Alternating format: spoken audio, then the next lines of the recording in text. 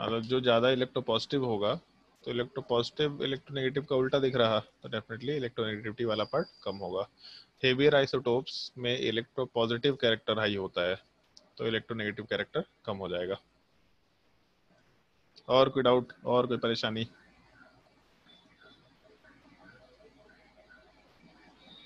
तो ये नहीं दिया हुआ था जेडीबी में क्या सर, कंपेयर नहीं किया था इलेक्ट्रोनेगेटिविटी। इलेक्ट्रोनेगेटिविटी कंपेयर नहीं किया था? नो सर, आप बोले एनसीईआरटी में भी मिल जाएगा क्लास 11 का, उसमें भी नहीं था। ओके अच्छा, पीरियोडिक टेबल उठा के देखा था उसमें जहाँ पे टॉपिक इलेक्ट्रोनेगेटिविटी था वहां देखा था? नहीं, वहां नहीं देखे थे। अरे तो यही तो देखना होता है ना। स्टैंडर्ड बुक पढ़ने का तरीका ये नहीं होता है कि आपको एक पार्टिकुलर टॉपिक एक ही जगह पे मिले। एक चीज देखना कभी भी, जैसे सबसे लास्ट पेज में पीछे टेबल ऑफ कंटेंट दे रखा हो तो कोई एक पार्टिकुलर टॉपिक से रिलेटेड बहुत सारे मल्टीपल पेजेस दे रखे होते हैं। तो हो सकता है उससे रिलेटेड पेज यहाँ दे रखा हो या फिर एक इन्फॉर्मेशन उस पेज में, एक इन्फॉर्मेशन उस पेज में। तो लोग करते क्या है कि कोई पार्टिकुलर टर्म से रिलेटेड टॉपिक जहाँ जहाँ डिस्कस किया वो सारा का सारा पेज मेंशन करते हैं। तो जैसे इलेक्ट्रोनेगेटिविटी मान लो हाइड्रोजन ड्यूटेरियम को कंपेयर कर रहा है, अगर वो उधर नहीं दिया हाइड्रोजन ड्यूटेरियम में तो और कहाँ दे सकता है? तो जहाँ इलेक्ट्रोनेगेटिविटी होगा वहीं पे शायद दे सकता है। या पीछे देख लो इलेक्ट्रोनेगेटिविटी वाले पार्ट में, वहीं पे कहीं ना कहीं और भी पेजेस दे रखे होंगे कि यहाँ भी इलेक्ट्रोनेगेटिविटी है, वहां भी इलेक्ट्रोनेगेटिविटी है, तो वो कहीं ना कहीं मेंशन किया हुआ रहेगा। ठीक है, ठीक और है कोई सर। डाउट?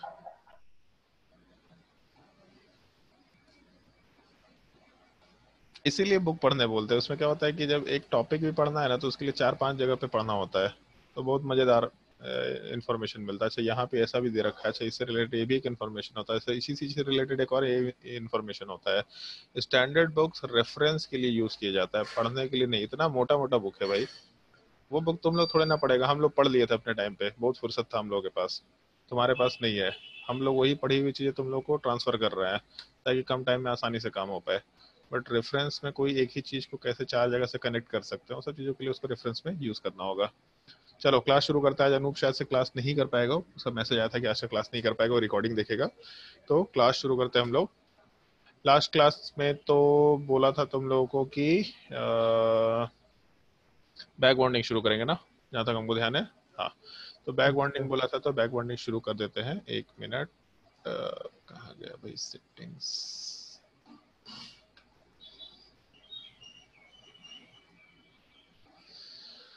ओके, और लेक्चर नंबर तुम्हारा हो जाएगा 19। स्क्रीन शेयरिंग ऑन नहीं है। कर रहे लेक्चर नंबर 19 स्क्रीन शेयरिंग में। चलो भाई ध्यान दो। New lecture, lecture number 19 bonding.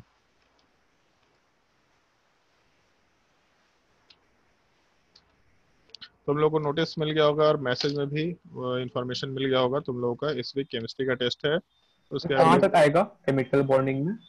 Chemical bonding में जहां तक आज पढ़ाए हैं बैक बॉन्डिंग सब आएगा।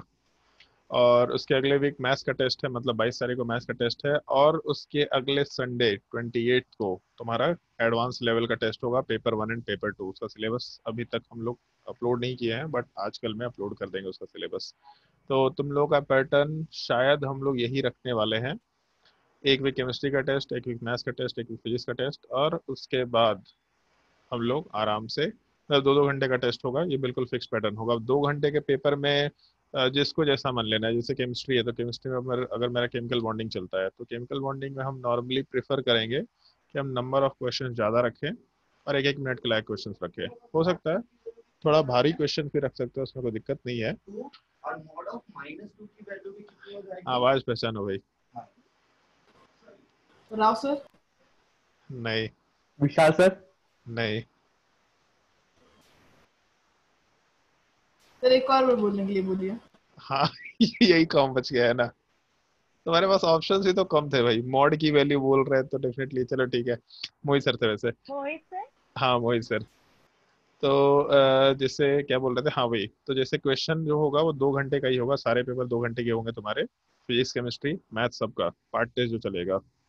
और क्यूमुलेटिव टेस्ट 6 घंटे का होगा, पेपर 1 पेपर 2।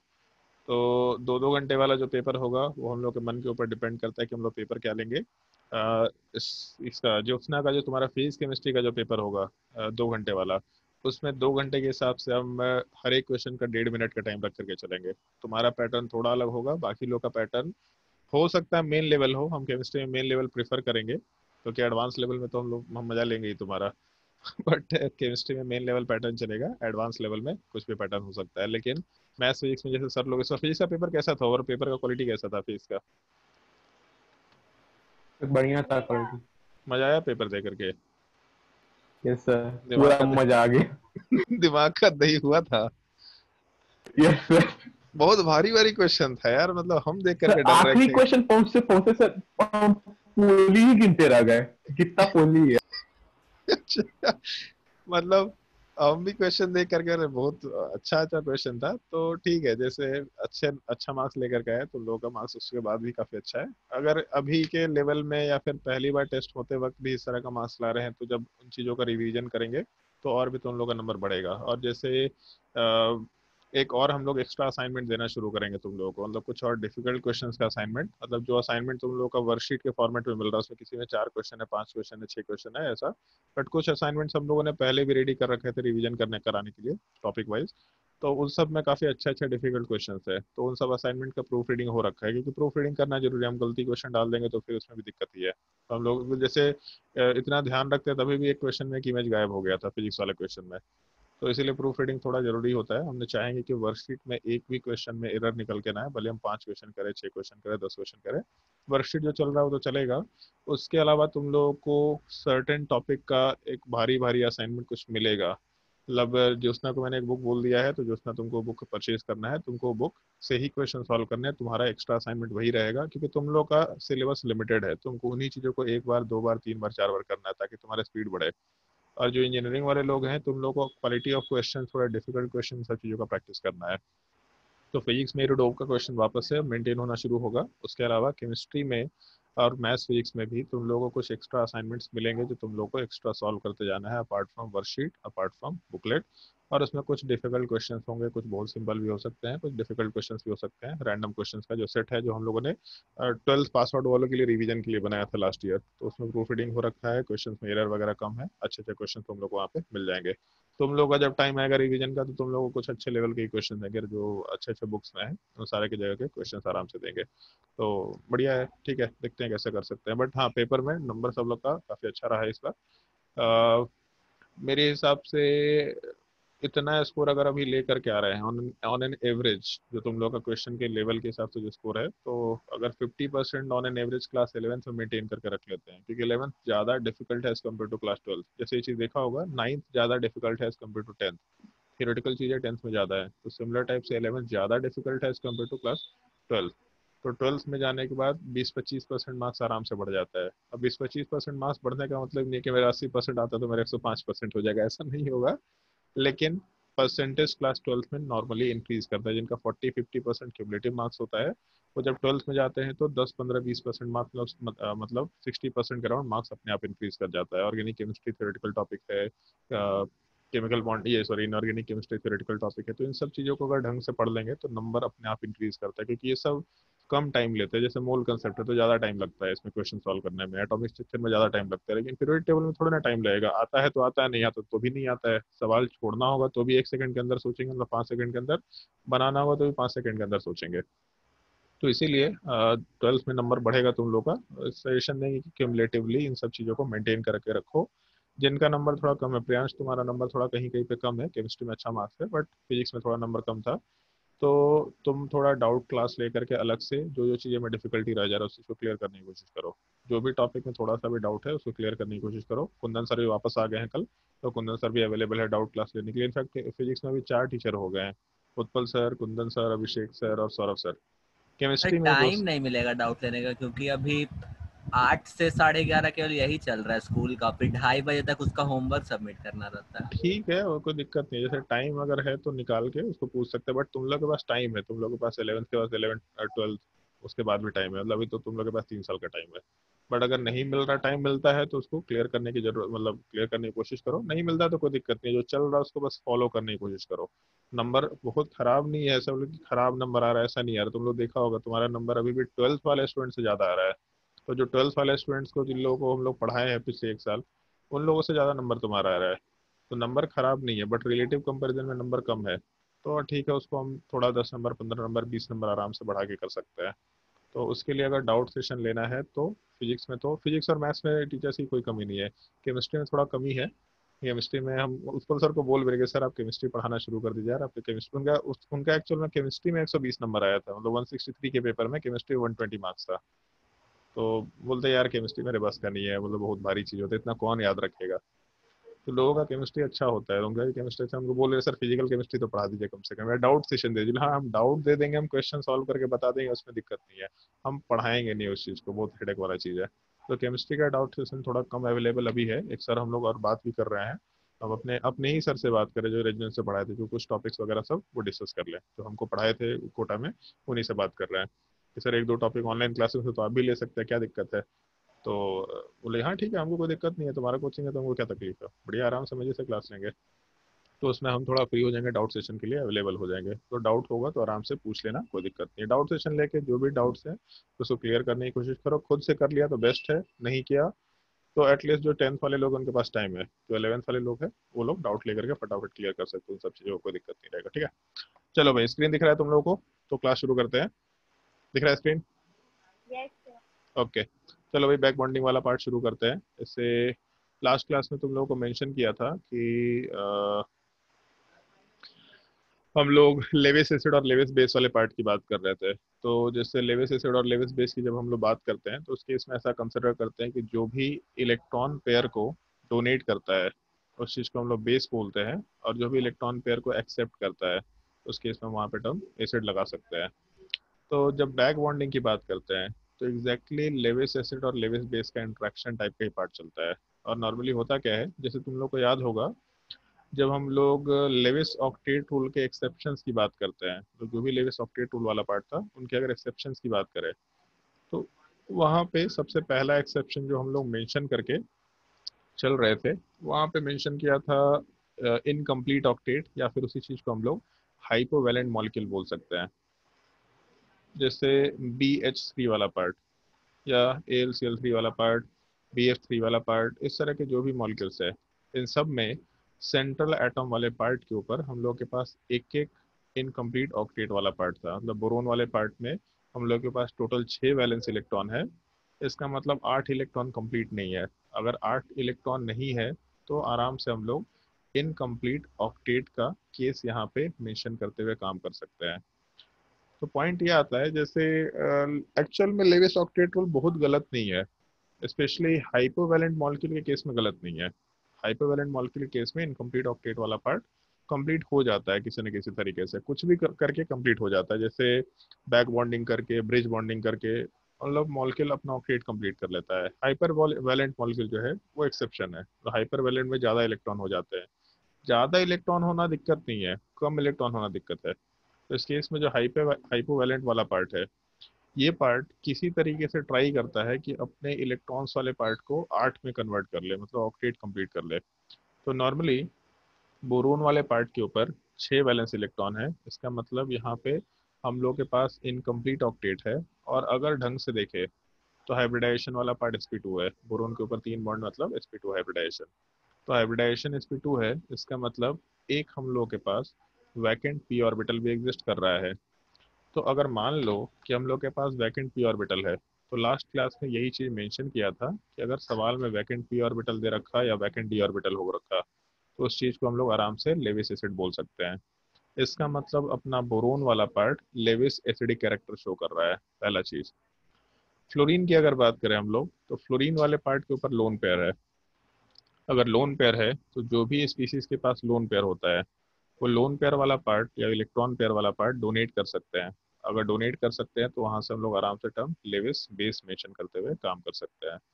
तो बोरोन वाला पार्ट हम लोग के पास लेविस एसिड है, और फ्लोरीन वाला पार्ट हम लोग के पास लेविस बेस है, ऐसा हम लोग कंसिडर करके चल रहे हैं। तो नॉर्मली बोरोन को 2 इलेक्ट्रॉन चाहिए और फ्लोरीन के पास इलेक्ट्रॉन पेयर है, तो बोरोन वाला पार्ट के वैकेंट p ऑर्बिटल में फ्लोरीन अपने इलेक्ट्रॉन को कोऑर्डिनेट कर देगा। तो जब कोऑर्डिनेट करेगा तो ऑलमोस्ट इस टाइप का स्ट्रक्चर निकल के आना चाहिए लॉजिकली। बोरोन के ऊपर 3 फ्लोरीन्स वाले पार्ट हैं, और इन 3 फ्लोरीन वाले पार्ट में एक फ्लोरीन कोई भी एक फ्लोरीन अगर ले हम लोग, तो बोरोन के ऊपर इलेक्ट्रॉन कोऑर्डिनेट किया, इसका मतलब यहाँ पे एक एरो बना करके हम लोग चल रहे हैं, मतलब एक कोऑर्डिनेट बॉन्ड बना कर चल रहे हैं। तो जैसे ये जो टर्म है जो हम लोग यूज कर रहे हैं बैक बॉन्डिंग, कुछ तो टर्म सोच समझ के रखा गया होगा बैक बॉन्डिंग वाला पार्ट। तो पहले बॉन्ड बना, और बॉन्ड बनने के बाद फिर से कुछ बॉन्ड का फॉर्मेशन टाइप का हुआ। मतलब पहले बोरोन वाला पार्ट इलेक्ट्रॉन शेयर करने की कोशिश किया, तब सेंट्रल एटम अपने तरफ से अप्रोच दिखाया, अपना हाइब्रिडाइजेशन वगैरह सब कंसिडर करने की कोशिश किया।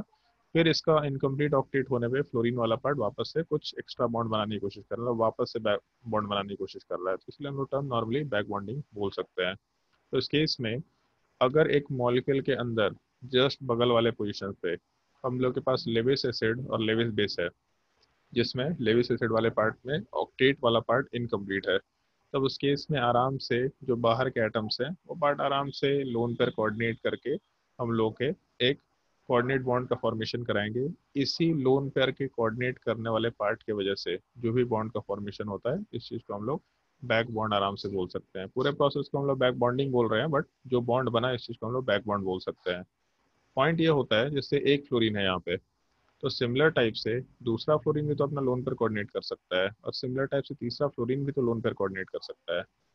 तो एक फ्लोरीन लोन पेयर कोऑर्डिनेट करे, या दूसरा फ्लोरीन लोन पेयर कोऑर्डिनेट करे, या तीसरा फ्लोरीन लोन पेयर कोऑर्डिनेट करे, तीनों में कोई एक ही कर पाएगा एक टाइम पे। ठीक है, ऐसा हो सकता है जैसे बोरोन के ऊपर एक वैकेंट पी ऑर्बिटल है, sp2 था, तो वन वैकेंट पी ऑर्बिटल है। इसका मतलब आइदर उस पी ऑर्बिटल में फ्लोरीन की तरफ से, मतलब एक फ्लोरीन की तरफ से बॉन्ड आए, या दूसरे फ्लोरीन की तरफ से बॉन्ड आए, या तीसरे फ्लोरीन की तरफ से बॉन्ड आए। जब भी होगा बॉन्ड किसी एक के तरफ से ही आएगा। बट इन जनरल जैसा ऐसा नहीं होता है कि हमेशा के लिए बॉन्ड बन के फिक्स हो गया। बॉन्ड बन के फिक्स नहीं रहता है। जब फ्लोरीन इलेक्ट्रॉन कोऑर्डिनेट किया तो फिर से अपना इलेक्ट्रॉन लेके वापस भी हट जाता है। उसका रीज़न हम लोग रिलेट कर सकते हैं प्लस माइनस चार्ज से। बट बॉन्ड जैसे इलेक्ट्रॉन कोऑर्डिनेट किया फ्लोरीन, तो बॉन्ड बना, फिर इलेक्ट्रॉन लेके हट गया। तो जैसे ही इलेक्ट्रॉन लेके हटा तो दूसरा अपना इलेक्ट्रॉन कोऑर्डिनेट कर दिया, फिर अपना इलेक्ट्रॉन लेके हटा तो तीसरा भी इलेक्ट्रॉन कोऑर्डिनेट कर सकता है। तो तीनों के तीनों फ्लोरीन जो एग्जिस्ट कर रहे हैं वो आराम से उस बोरोन के वैकेंट पी ऑर्बिटल में इलेक्ट्रॉन कोऑर्डिनेट कर सकते हैं। इस चीज को हम लोग ओवरऑल बैक बॉन्डिंग बोलते हैं, जिसमें सर रेजोनेंस लग सकता है। क्या रेजोनेंस। एक्चुअल में बैक बॉन्डिंग रेजोनेंस का एक लिमिटेड केस है। जब रेजोनेंस कराते हैं हम लोग तो इलेक्ट्रॉन्स को कहीं भी भेज सकते हैं। जब रेजोनेंस कराते वक्त पाई इलेक्ट्रॉन्स कहीं भी चला गया, कोई दिक्कत नहीं है। लेकिन जब बैक बॉन्डिंग करते हैं तो बैक बॉन्डिंग हमेशा बगल वाले एटम के बीच में होता है। जैसे कोई एक एटम ए है, दूसरा एटम बी है, बैक बॉन्डिंग हमेशा इन्हीं दोनों एटम्स के बीच में होगा। तो बैक बॉन्डिंग बेसिकली रेजोनेंस का ही एक लिमिटेड केस है। कैसे हो सकता है तो हम लोग जब रेजोनेंस डिस्कस करेंगे तो वहाँ पे इस चीज़ का डिस्कशन आराम से पुटअप कर लेंगे। तो रेजोनेंस के जैसा ही पार्ट है, क्योंकि इसके आगे जो पार्ट आएगा कि हम लोग का पार्शियल डबल बॉन्ड कैरेक्टर हो रहा है और दिस हो रहा है और दैट हो रहा है, वो रेजोनेंस इफेक्ट का ही पार्ट है। तो एक्चुअल में जब हम लोग ऑर्गेनिक केमिस्ट्री में एप्लीकेशन ऑफ ऑर्गेनिक केमिस्ट्री देखते हैं, एप्लीकेशन ऑफ जीओसी देखते हैं, the application of resonance effect, hyper conjugation, inductive effect, इस तरह के इफेक्ट्स होते हैं। तो उसमें कुछ कुछ क्वेश्चंस में जो हम लोग इफेक्ट मेंशन करते हैं वो बैक बॉन्डिंग ही होता है एक्चुअल में। तो हम वहाँ लिख भी देते हैं वैकेंट डी ऑर्बिटल है इसलिए बैक बॉन्डिंग होगा। है वो रेजोनेंस का ही part, but back bonding precisely आराम से बोला जा सकता है। ठीक है, तो इस केस में जैसे ये पहला पार्ट है, लेविस एसिड और लेविस बेस के बीच में इंट्रैक्शन होगा हम लोग का। तो हमेशा मॉलिक्यूल के विद इन होना चाहिए सबसे पहला केस। मॉलिक्यूल के विद इन मतलब intramolecular Lewis acid Lewis base interaction हुआ, और उसमें भी जस्ट बगल वाले पार्ट पे, तो उस केस में हम लोग उसको बैक बॉन्डिंग बोल सकते हैं, जिसमें देख के मालूम पड़ रहा है कोऑर्डिनेट बॉन्ड का फॉर्मेशन होता है। और एक और चीज़ है, जैसे हम लोग टर्म बैक बॉन्डिंग बोल रहे हैं, तो पहले एक बॉन्ड बना होना चाहिए, एकदम बिल्कुल फिक्स्ड है, मतलब ए और बी के बीच में एक बॉन्ड एग्जिस्ट करेगा ही करेगा। अगर ए लोन पेयर डोनेट किया तो ए कोऑर्डिनेट बॉन्ड बनाएगा, और अगर बी वाला पार्ट लोन पेयर डोनेट किया तो बी कोऑर्डिनेट बॉन्ड बनाएगा। दोनों में से जो भी लोन पेयर कोऑर्डिनेट किया उससे हमको मतलब नहीं है, बट एक चीज़ से मतलब है कि पहले बॉन्ड जो बना हुआ था वो तो सिग्मा रहेगा, और दूसरा bond is always a pi bond. तो इसका मतलब जब भी बैक बॉन्डिंग होगा तो पाई बॉन्ड का ही फॉर्मेशन होगा। मतलब हम लोग एक तो कोऑर्डिनेट बॉन्ड बना रहे हैं और उसमें भी पाई बॉन्ड बना रहे हैं। तो कोऑर्डिनेट बॉन्ड को हम लोग डेटिव बॉन्ड भी बोलते हैं। तो इस केस में जो बैक बॉन्डिंग है ये पाई डेटिव इन नेचर होता है, ये भी हम लोग आराम से मेंशन कर सकते हैं। मतलब इलेक्ट्रॉन डोनेट कर रहे हैं लेकिन पाई बॉन्ड के थ्रू ही हम लोग डोनेट करते हुए काम कर रहे हैं। तो एक ये पार्ट हम लोग को कंसिडर करते हुए करना होता है, काम करना होता है, पहला चीज़।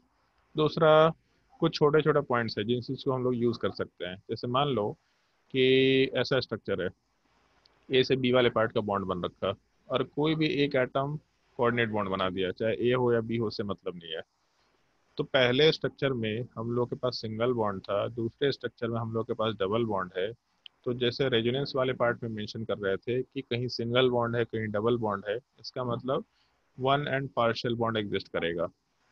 तो एग्जैक्टली सिंगल बॉन्ड भी नहीं है, एग्जैक्टली डबल बॉन्ड भी नहीं है, क्योंकि पाई बॉन्ड कभी बन रहा है कभी टूट रहा है। तो इसका मतलब हम लोग आराम से वन एंड पार्शियल बॉन्ड बोल के काम कर सकते हैं। और अगर वन एंड पार्शियल बॉन्ड बोल के काम करेंगे तो यहाँ पे हम लोग का जो बॉन्ड ऑर्डर है वो वन से हाइयर होगा और टू से लोअर होगा। इसका मतलब जो बॉन्ड लेंथ है वो वन वाले पार्ट से थोड़ा छोटा होगा और सेकंड वाले पार्ट से थोड़ा बड़ा निकल के आएगा।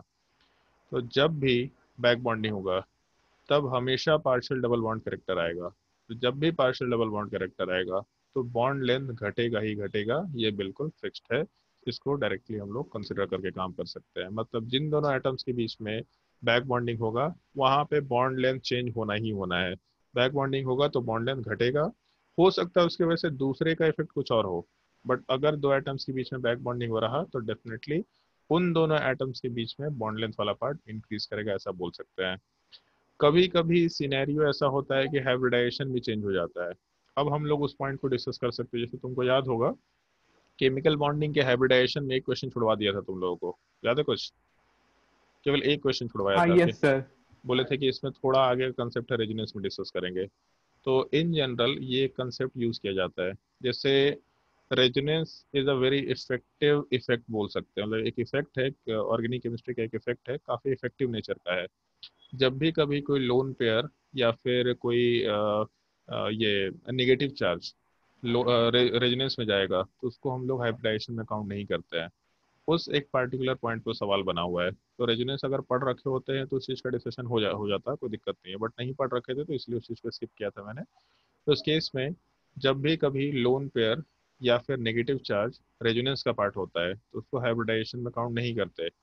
बैक बॉन्डिंग में ये एक पॉइंट आता है कि इन जनरल ऐसा हो सकता है जनरली कि जो हम लोगों का लोन पेयर है उसको हम लोग हाइब्रिडाइजेशन में काउंट नहीं करें। मतलब एक पॉसिबिलिटी होता है, उसका एक एग्जांपल भी है जिसके ऊपर सवाल पूछा भी जा चुका है। जैसे ऐसा मेंशन किया था सवाल, NCS3 होल थ्राइस वाला पार्ट पिरामिडल शेप का होता है जबकि NSiS3 होल थ्राइस ये चीज़ प्लानर नेचर का होता है, ऐसा क्यों? तो ये तुम्हारे क्लास 12 में, अब तो खैर क्लास 11 का ही पार्ट हो गया नाइट्रोजन फैमिली, बट क्लास 12 में नाइट्रोजन फैमिली में ये क्वेश्चन दे रखा है कि जो हम लोगों का ट्राई मिथाइल अमाइन है, इस चीज़ को हम लोग ओवरऑल नाम में ट्राई मिथाइल, जैसे यहाँ पे CH3 है तो मिथाइल बोल सकते हैं और नाइट्रोजन की वजह से अमाइन वर्ड यूज करते हैं। तो ट्राई मिथाइल अमाइन जो है ये पिरामिडल शेप का होता है, जबकि मिथाइल की जगह अगर सिलिकन डाल दिए तो उसी चीज़ को हम लोग ट्राई सिलाइल बोल देते हैं। ट्राई सिलाइल अमाइन वाला पार्ट, हम लोग का जो ट्राइसिलाइल अमाइन वाला पार्ट है ये प्लानर नेचर का होता है। तो जैसे अगर मान लो कि नाइट्रोजन के ऊपर 3 CH3 होता तो 3 CH3 वाले पार्ट में अगर हम लोग के पास एक लोन पेयर है तो हाइब्रिडाइजेशन sp3 हुआ, और sp3 वाले पार्ट में एक लोन पेयर वाला पार्ट मतलब शेप वाला पार्ट आराम से हम लोग, सॉरी ज्योमेट्री वाला पार्ट हम लोग आराम से टेट्राहेड्रल ले सकते हैं। और टेट्राहेड्रल में जब शेप की बात करेंगे विद वन लोन पेयर, इसका मतलब हम लोग ट्राइगोनल पिरामिडल शेप की बात कर सकते हैं, बट रहेगा पिरामिडल शेप। दूसरे वाले केस में बस CH3 की जगह पे SiS3 हो गया, लेकिन SiS3 होने की वजह से हम लोग का जो मॉलिक्यूल है वो प्लानर हो गया। तो प्लानर होने के पीछे रीजन क्या है? तो प्लानर तो भाई चार स्टेरिक नंबर में नहीं हो सकता, प्लानर शेप तो sp3 में ही निकल के आ रहा, सॉरी sp2 में ही निकल के आ रहा था। तो sp2 में क्यों ऐसा केस निकल के, मतलब नाइट्रोजन वाले पार्ट में sp2 क्यों निकल के आ रहा है? तो sp2 वाला पार्ट निकल के आने के पीछे एक लॉजिक होता है। जैसे अगर ढंग से देखो तो नाइट्रोजन के ऊपर लोन पेयर है, मतलब लेविस बेस है, और सिलिकॉन थर्ड पीरियड या उसके बिलो का एलिमेंट है, कार्बन के जस्ट नीचे आ रहा है थर्ड पीरियड में, मतलब वैकेंट डी ऑर्बिटल होगा। तो ऑक्टेट भले ही इसका कंप्लीट भी है तो भी ये पार्ट वैकेंट डी ऑर्बिटल होने की वजह से लेविस एसिड के जैसा बिहेव करेगा, नाइट्रोजन अपना लोन पेयर कोऑर्डिनेट कर सकता है। अगर ये लोन पेयर कोऑर्डिनेट किया और इफेक्टिवली कोऑर्डिनेट करके रखा तो इसका मतलब है कि लोन पेयर एग्जिस्ट ही नहीं करेगा, हमेशा वो कहीं ना कहीं बैक बॉन्डिंग में जाता रहेगा, चाहे एक सिलिकॉन के साथ जाए, चाहे दूसरे के साथ जाए, चाहे तीसरे के साथ जाए। तो ये जो बैक बॉन्डिंग वाला केस निकल के आएगा इसमें लोन पेयर का डिस्प्लेसमेंट तो नहीं बोलेंगे, लोन पेयर का डिलोक्लाइजेशन ही वर्ड यूज करते हैं। रेजोनेंस में एक्चुअल में डिलोक्लाइजेशन वर्ड यूज करते हैं हम लोग। डिलोक्लाइजेशन मतलब इलेक्ट्रॉन एक जगह से उठ के कहीं और चला गया।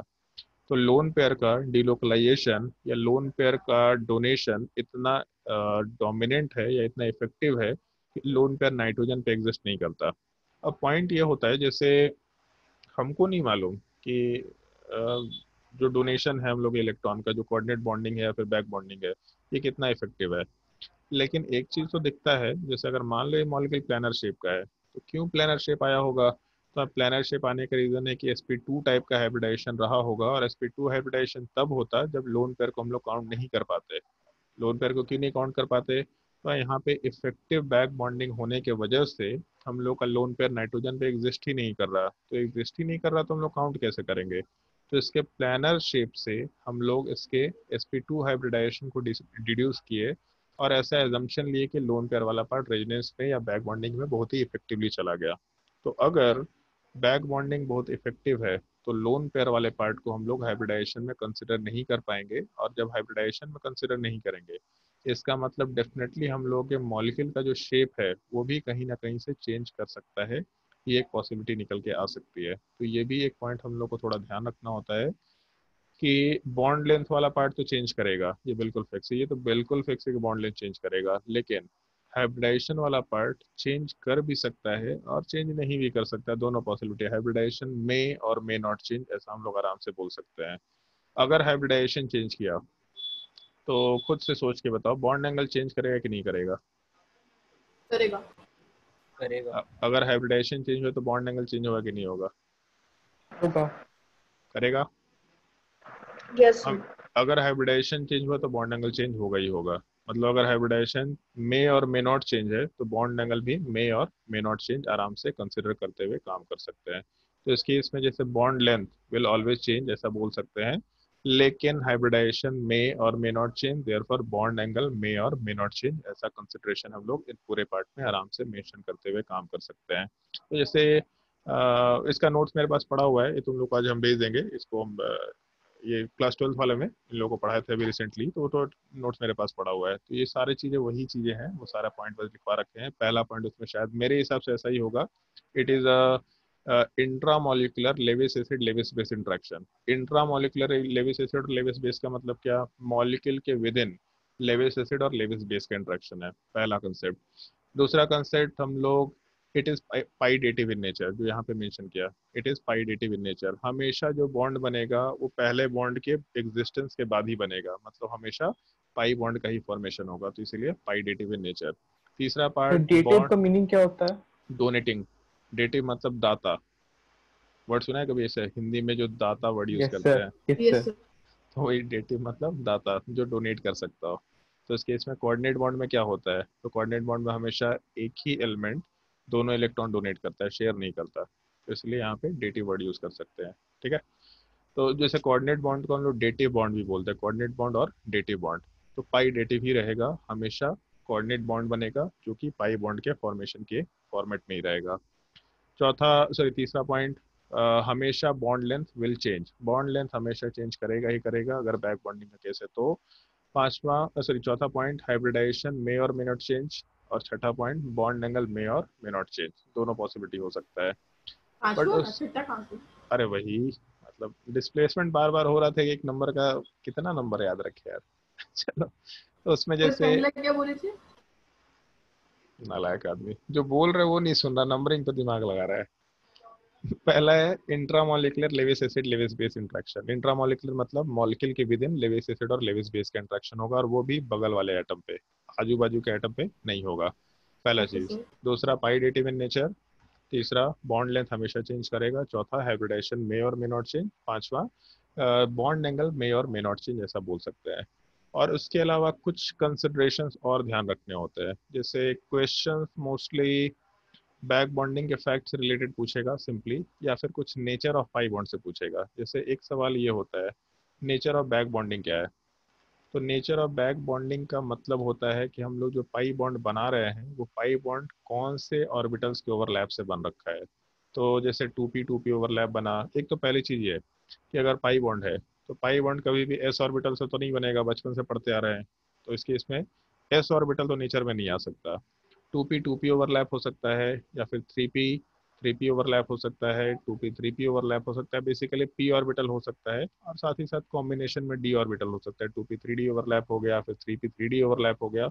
जो भी ओवरलैप लो, हमेशा पाई बॉन्ड का फॉर्मेशन p ऑर्बिटल और d ऑर्बिटल के कॉम्बिनेशन से होगा, पहला पॉइंट।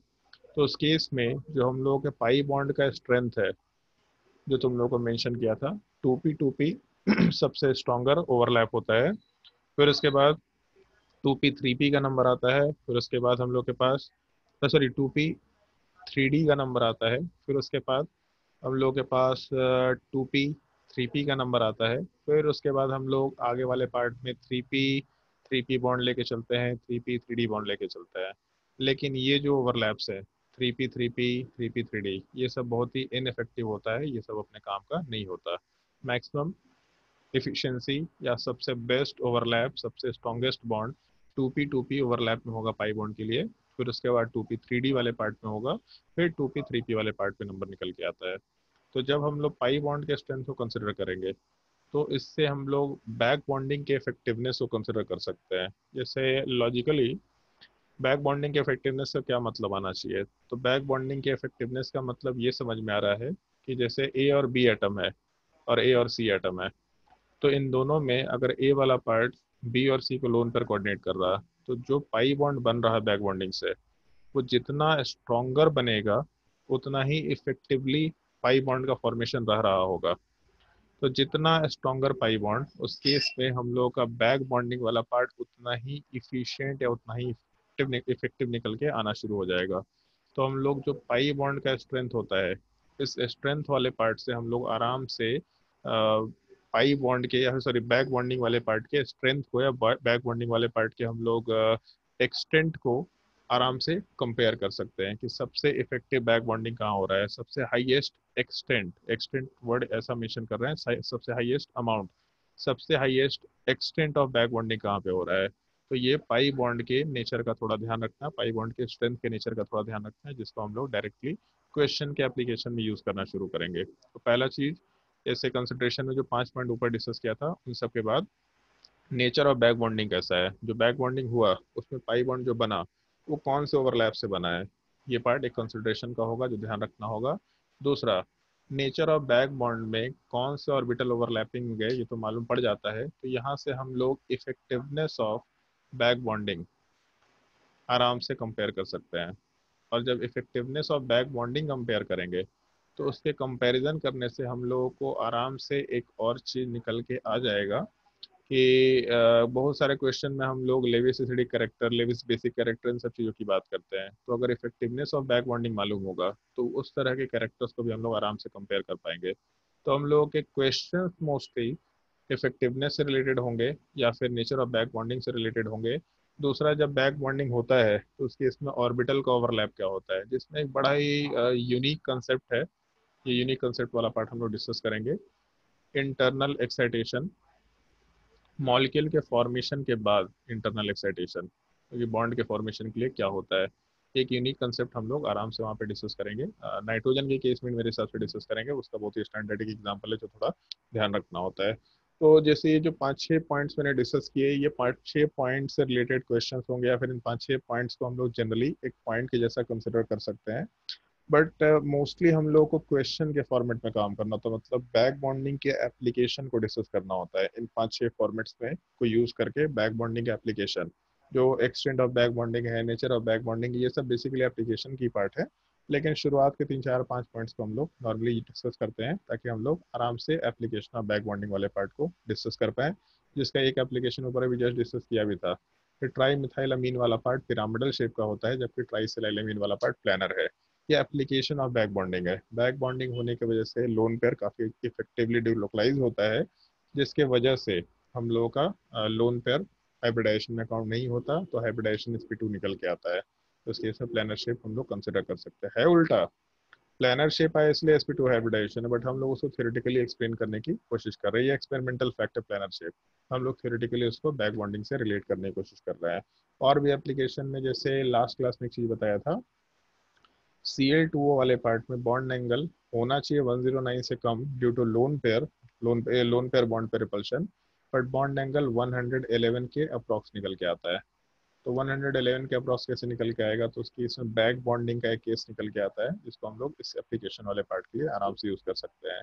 दूसरा acidic strength, basic strength, stability वाला पार्ट, ये सब चीज़ें भी हम लोग डिस्कस कर सकते हैं। But acidic strength, basic strength वाला पार्ट हम यहाँ पे डिस्कस नहीं करेंगे, उस एप्लीकेशन वाले पार्ट को हम थोड़ा तुम लोगों को स्टेबिलिटी के टर्म में डिस्कस करेंगे।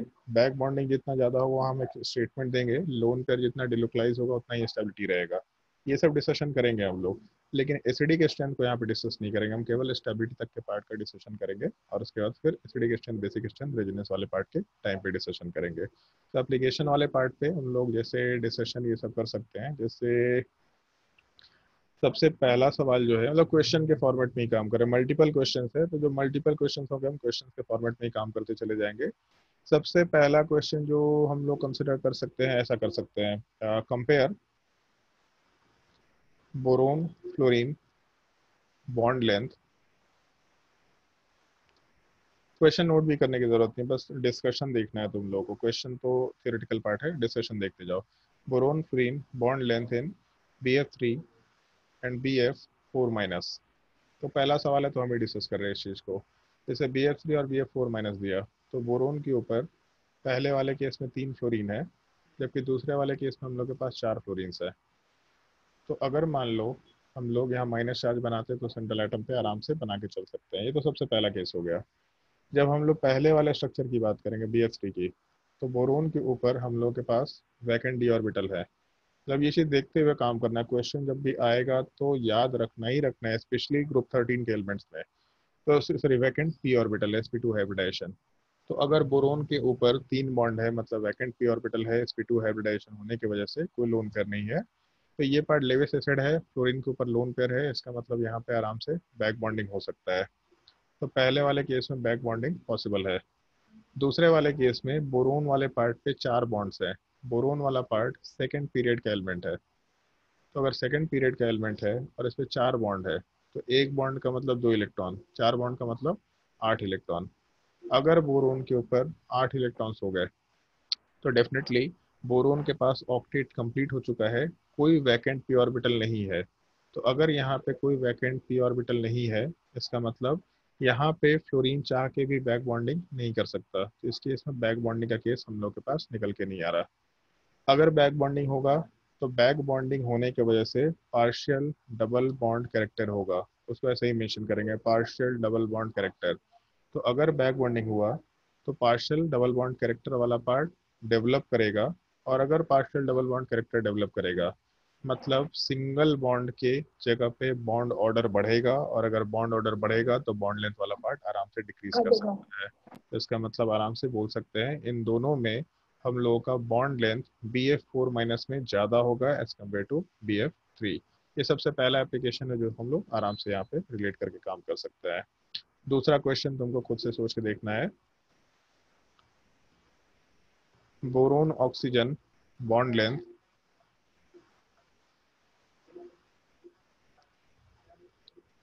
इन ऑर्थोबोरिक एसिड H3PO3, इसी चीज को हम लोग बोरिक एसिड भी बोलते हैं। बोरिक एसिड का यूज बताओ। सर कैरम बोर्ड खेलने में। कैरम बोर्ड खेलने में हम लोग लास्ट ईयर कैरम बोर्ड खेलना शुरू किए थे, रवि सर थे, साकिब सर थे, हम और विशाल सर लोग। तो रवि सर को हम लोग बोले थे कि सर बोरिक एसिड खरीद के ले आइएगा।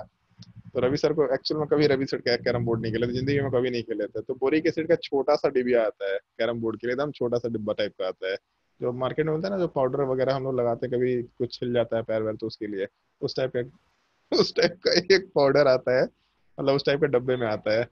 रवि सर आधा किलो बोरिक एसिड खरीद कर ले आए थे खेलने के लिए। हम लोग का अभी तक बोरिक एसिड खत्म नहीं हुआ है। बोरिक एसिड वाले पार्ट को हम लोग कैरम बोर्ड में यूज करते हैं। इसका एक और एप्लीकेशन होगा हाइड्रोजन बॉन्डिंग में और हाँ वो चीज भी है कि कैरम बोर्ड में क्यों यूज करते हैं, ये भी एक बड़ा अच्छा इसका एस्पेक्ट है। मतलब बोरिक एसिड ही यूज करते हैं, फ्रिक्शन बाकी केस घटाने नहीं के करते लिए। हैं। क्या करते हैं? फ्रिक्शन घटाने के लिए होगी। फ्रिक्शन घटाने के लिए, हाँ ठीक है, फ्रिक्शन घटाने के लिए यूज करते हो। तो घटता कैसे है फ्रिक्शन, ये पॉइंट होता है। सर वो जो मतलब कि रफनेस होता है उसके बीच में जाके फंस जाता है पार्टिकल वगैरह, थोड़ा प्लेन हो जाता है कुछ हद तो तक। नाइसिल पाउडर में क्या दिक्कत है? ठंडा हाँ तो ठंडा मैं तो कूल, लगाता हूँ, मैं तो लगाता हूँ, वही लगाता हूँ, ठंडा दिल ठंडा को कूल, खरीद के नहीं ठंडा लाता हूँ ठंडा वैसे। कूल भी रहेगा तो। मैं वही डालता हूँ सर। वो पाउडर जो है वो तुम्हारा बोर्ड भी खराब करता है, तुम्हारा स्ट्राइकर भी खराब करता है, और स्मूथनेस उतना ज्यादा नहीं आता। पैसा बचाता है तो पैसा मत बचाया कर, बोर्ड भी खराब करता है। सर मैं तो बोरिक एसिड ही डालता हूँ। सर आपके बोरिक पास एसिड आधा किलो है ना, थोड़ा दे दीजिए ना। ले जाना, ठीक है। आज बोरिक एसिड क्यों यूज करते हैं, फ्रिक्शन कैसे घटता है, ये बहुत अच्छा सवाल है एक्चुअल में, इसका एप्लीकेशन रहता है। पार्टिकल्स बीच में घुस जाता है जो हिल्स एंड वैलीज होते हैं उसके। अरे वही चीज रिपीट किया जा रहा है, कहाँ से रट के बैठ गया है। अरे नालायक लोग। अरविंद का काम है क्या? अरे अरविंद, नहीं सर, इस बार हमने किए हैं। अच्छा इस बार नहीं किया, मतलब पहले किया था? ये सर हम लिखते नहीं है, और सर जो कैसे सब होता है? सिंबल होता है वो सब डाल क्या? देते हैं। अच्छा चलो।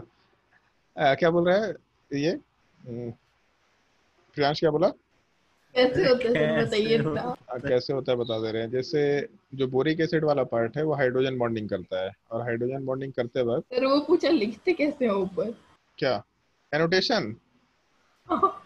अबे तुम लोग क्या जिंदगी जी रहे हैं। ऊपर देखो एक पेन का साइन बना रहता है, इतने बार तो स्क्रीन पे दिखता है तुम लोग को, पेन का साइन बना रहता है, वो पेन के साइन हाँ से दिख सर, सकता है। तुम्हारे स्क्रीन में दिखाई देगा तभी हम स्कूल उसको में करते थे ऐसे ही। हाँ हाँ, हम डिसेबल कर दिए हैं तो इसलिए तुमको नहीं दिखाई देगा। चलो फिर ध्यान दो, इस कंसेप्ट की अच्छा बात एक बार करते हैं थोड़ा। एबल इनेबल कीजिए ना एक बार। जब ध्यान दे इधर, अरे देखना था एक बार। चलो ध्यान दो। बोरिक एसिड वाले पार्ट में दो BOH होल थ्राइस वाला पार्ट लेयर बाय लेयर एक दूसरे के ऊपर सेट हो जाते हैं। मतलब एक बोरिक एसिड व्हाइट कलर से बना रखा है, दूसरा ब्लू कलर से बना रखा है। तो जो हम लोग के बोरिक एसिड के मॉलिक्यूल्स हैं वो लेयर बाय लेयर एक दूसरे के ऊपर सेट हो जाते हैं। तो कैसे सेट होते हैं उसके पीछे एक रीजन है हाइड्रोजन बॉन्डिंग, जो कि बेसिकली एक बॉन्ड है, मतलब जो कि एक इंट्रैक्शन है। तो नॉर्मली होता क्या है कि जब हम लोग स्ट्राइकर चलाना शुरू करते हैं, जैसे स्ट्राइकर मारे, तो स्ट्राइकर में डेफिनेटली नीचे के सरफेस में और स्ट्राइकर के बीच में पाउडर होने के बाद भी फ्रिक्शन तो होगा। और अगर फ्रिक्शन होगा तो फ्रिक्शन वाला पार्ट कुछ ना कुछ फोर्स अप्लाई होगा, और फ्रिक्शनल फोर्स जो अप्लाई होगा वो कुछ ना कुछ वर्क करेगा, क्योंकि हमेशा फोर्स वाला पार्ट वर्क करता है। डेफिनेटली कहीं फ्रिक्शन, जैसे मान लो हम लोग का हाथ है, अगर हम लोग हाथ दीवार पे रगड़ रहे हैं, आपस में हाथ हाथ भी रगड़ रहे हैं, तो हाथ गर्म हो जाता है। तो फ्रिक्शन की वजह से हीट लॉस होता है अपने बॉडी से, मतलब हीट जनरेट होना शुरू होता है, हीट लॉस भी नहीं बोलेंगे, जनरेट होना शुरू होता है। तो जब फ्रिक्शन रहेगा स्ट्राइकर और बोर्ड के बीच में, या फिर स्ट्राइकर और पार्टिकल्स के बीच में, तो हीट जनरेट होगा। और जब हीट जनरेट होगा तो ये जो दो लेयर्स थे, मतलब एक बोरिक एसिड ब्लू वाला और एक बोरिक एसिड व्हाइट वाला, इन दोनों के बीच में जो लेयर्स पे इंट्रैक्शन था वो इंट्रैक्शन घटना शुरू हो जाता है। वो इंट्रैक्शन जब घटता है तो लेयर ज़्यादा इजीली स्लिप करना शुरू करते हैं। तो जब कैरम खेलते, एक और चीज़ देखा होगा, जब भी कैरम बोर्ड खेलते हैं हम लोग, तो कैरम बोर्ड में जो हम लोग का कैरम बोर्ड होता है उससे जस्ट ऊपर हमेशा एक लाइट लगाया जाता है, और हाँ वो जो सर। लाइट होता है वो हमेशा येलो लाइट होता है, कभी व्हाइट लाइट नहीं होता। देखा है? कभी सर भी मेरे देखना। पापा बोल रहे थे। क्या? फिल्म में देखा हूँ। येलो येलो लाइट लगाना है। फिल्म में देखे। हाँ मूवीज में दिखाया जाता है हमेशा, मुन्ना भाई में भी दिखाया था मुन्ना यस भाई हमेशा। सर, एमबीबीएस में यस कौन वही मुन्ना सर, देख भाई, के यही बोला। है। मुन्ना भाई MBBS में भी दिखाया गया था, अभी छिछोरे में भी दिखाया गया था। कहीं भी देखो हमेशा उधर येलो लाइट होता है। येलो लाइट के पीछे एक रीजन होता है, जैसे तुम्हारे घर में अगर येलो लाइट होगा तो देखा होगा वो ज़्यादा हीट जनरेट करता है as compare to white light. तो जब ज़्यादा हीट जनरेट होता है तो उस हीट के वजह से यहाँ के पाउडर जो है वो पिघलना शुरू होते हैं। और जब पिघलना शुरू होते हैं तो स्मूथनेस वो ज़्यादा बढ़ता है, ज़्यादा इंक्रीज करता है। नाइसिल पाउडर भी काम कर जाता है, लेकिन वो फ्रिक्शन को रिड्यूस बहुत ज़्यादा नहीं करा पाता। ठीक है, वो पाउडर जो है वो पाउडर एकदम हल्का सा पाउडर है, ओवरऑल फ्रिक्शन को रिड्यूस कराएगा, लेकिन वो अपना जो पर्पस है बहुत इफेक्टिवली सॉल्व नहीं करता। बोरिक एसिड टाइम के साथ और ज़्यादा स्मूथ होता चला जाता है, मतलब तुम एक बार बोरिक एसिड डाल दो, तुमको बार बार पाउडर नहीं डालना पड़ता है। तो जब हाइड्रोजन बॉन्डिंग आएगा तो वहाँ पे हम लोग इस चीज़ को वापस से एक बार डिस्कस करेंगे। ध्यान रखना, बोरिक एसिड वाले पार्ट को हम लोग कैरम बोर्ड में यूज़ करते हैं, लेकिन इसका केवल कैरम बोर्ड में यूज़ नहीं है, कोई और भी यूज़ है। और क्या यूज़ है इसका? Sir antiseptic. दवाई भी शायद होता है। क्या क्या? दवाई एंटीसेप्टिक। भी। एंटीसेप्टिक में यूज़ करते हैं कि डिसइंफेक्टेंट के जैसा यूज़ करते हैं? इसको ठीक है, शायद तो डिस, मेरे को डिफरेंस हाँ, नहीं पता, बता दीजिए। डिसइंफेक्टेंट के जैसे यूज़ करते हैं शायद। एंटी एंटी एंटीसेप्टिक में भी शायद यूज़ करते हैं, जो डब्बा आता है एक्चुअल में शायद एंटीसेप्टिक ही गूगल कर होता है। लेता हूँ। नहीं गूगल मत कर, डिसइंफेक्टेंट का मतलब बता देते हैं। घर में जब पोछा मारा जाता है ना तो उधर कीड़े मकोड़े जो होते हैं वो सब साफ हो जाते हैं। तो आखिर जैसे हम लोग जो भी हम लोग का हाथ पैर छिल जाता है तो उसमें हम लोग पाउडर क्यों डालते हैं? सूखने के लिए थोड़ा ना डालते हैं, पाउडर डालने से सूख जाएगा क्या? सूखता नहीं है, वो बैक्टीरियाज को मारते हैं तो जल्दी चीजें रिकवर हो जाती हैं, अपना बॉडी जल्दी रिकवर करने के मोड में आता है। तो ये भी एक पर्पस है जो हम लोग उस दिन हम लोग रिसर्च कर रहे थे।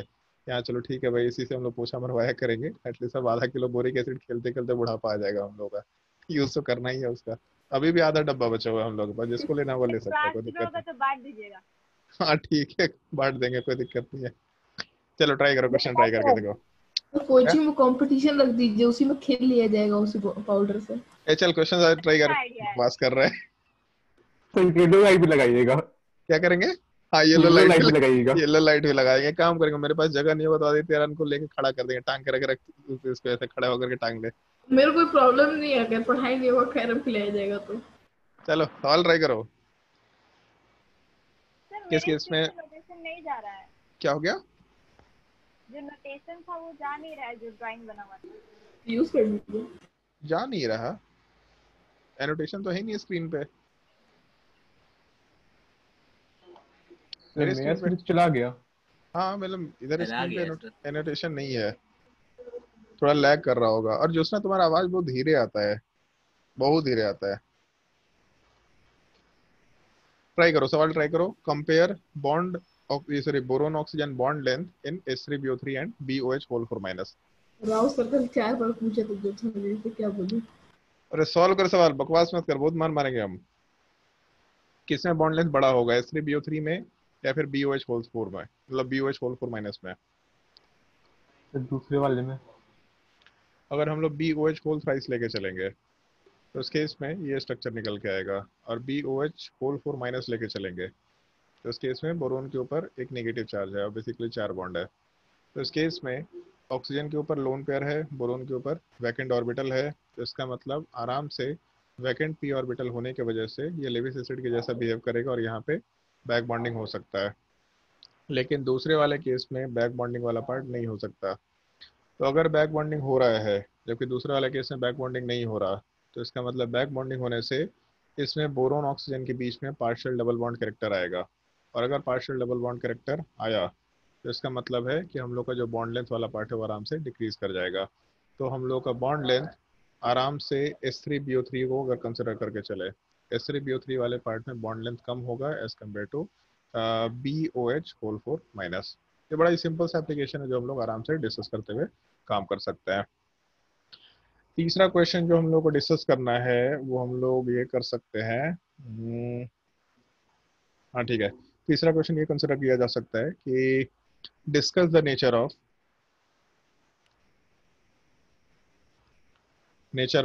बैक बॉन्डिंग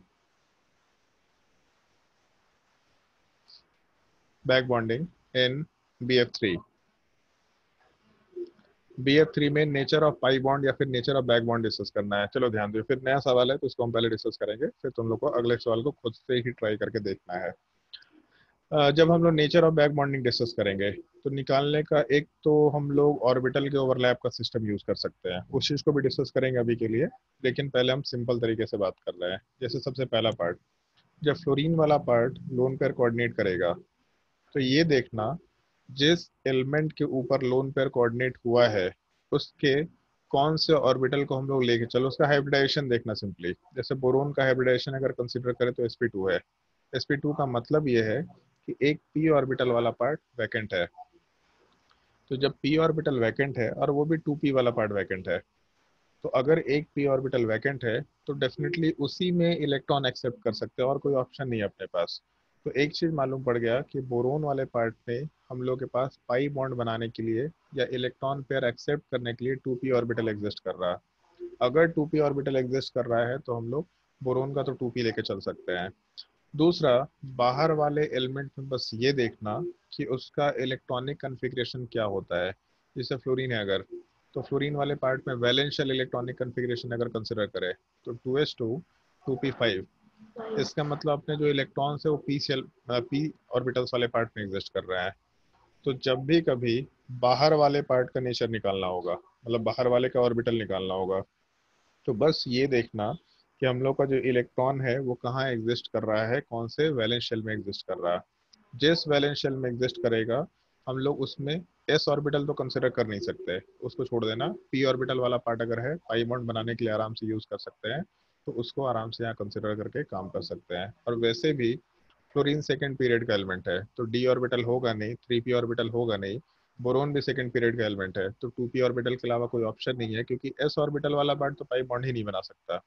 तो बोरोन फ्लोरीन के बीच में जो नेचर ऑफ पाई बॉन्ड है या नेचर ऑफ बैक बॉन्ड है, वो 2p पाई बॉन्ड बोलो या फिर 2p पाई बोलो, दोनों में से जो वर्ड यूज करना है आराम से यूज करते हुए काम कर सकते हैं। एक ये तो सिंपल तरीका हो गया। सीधा स्ट्रक्चर बनाओ, सेंट्रल एटम का मतलब जिसके ऊपर इलेक्ट्रॉन आ रहा उस एटम का हाइब्रिडाइजेशन चेक करो।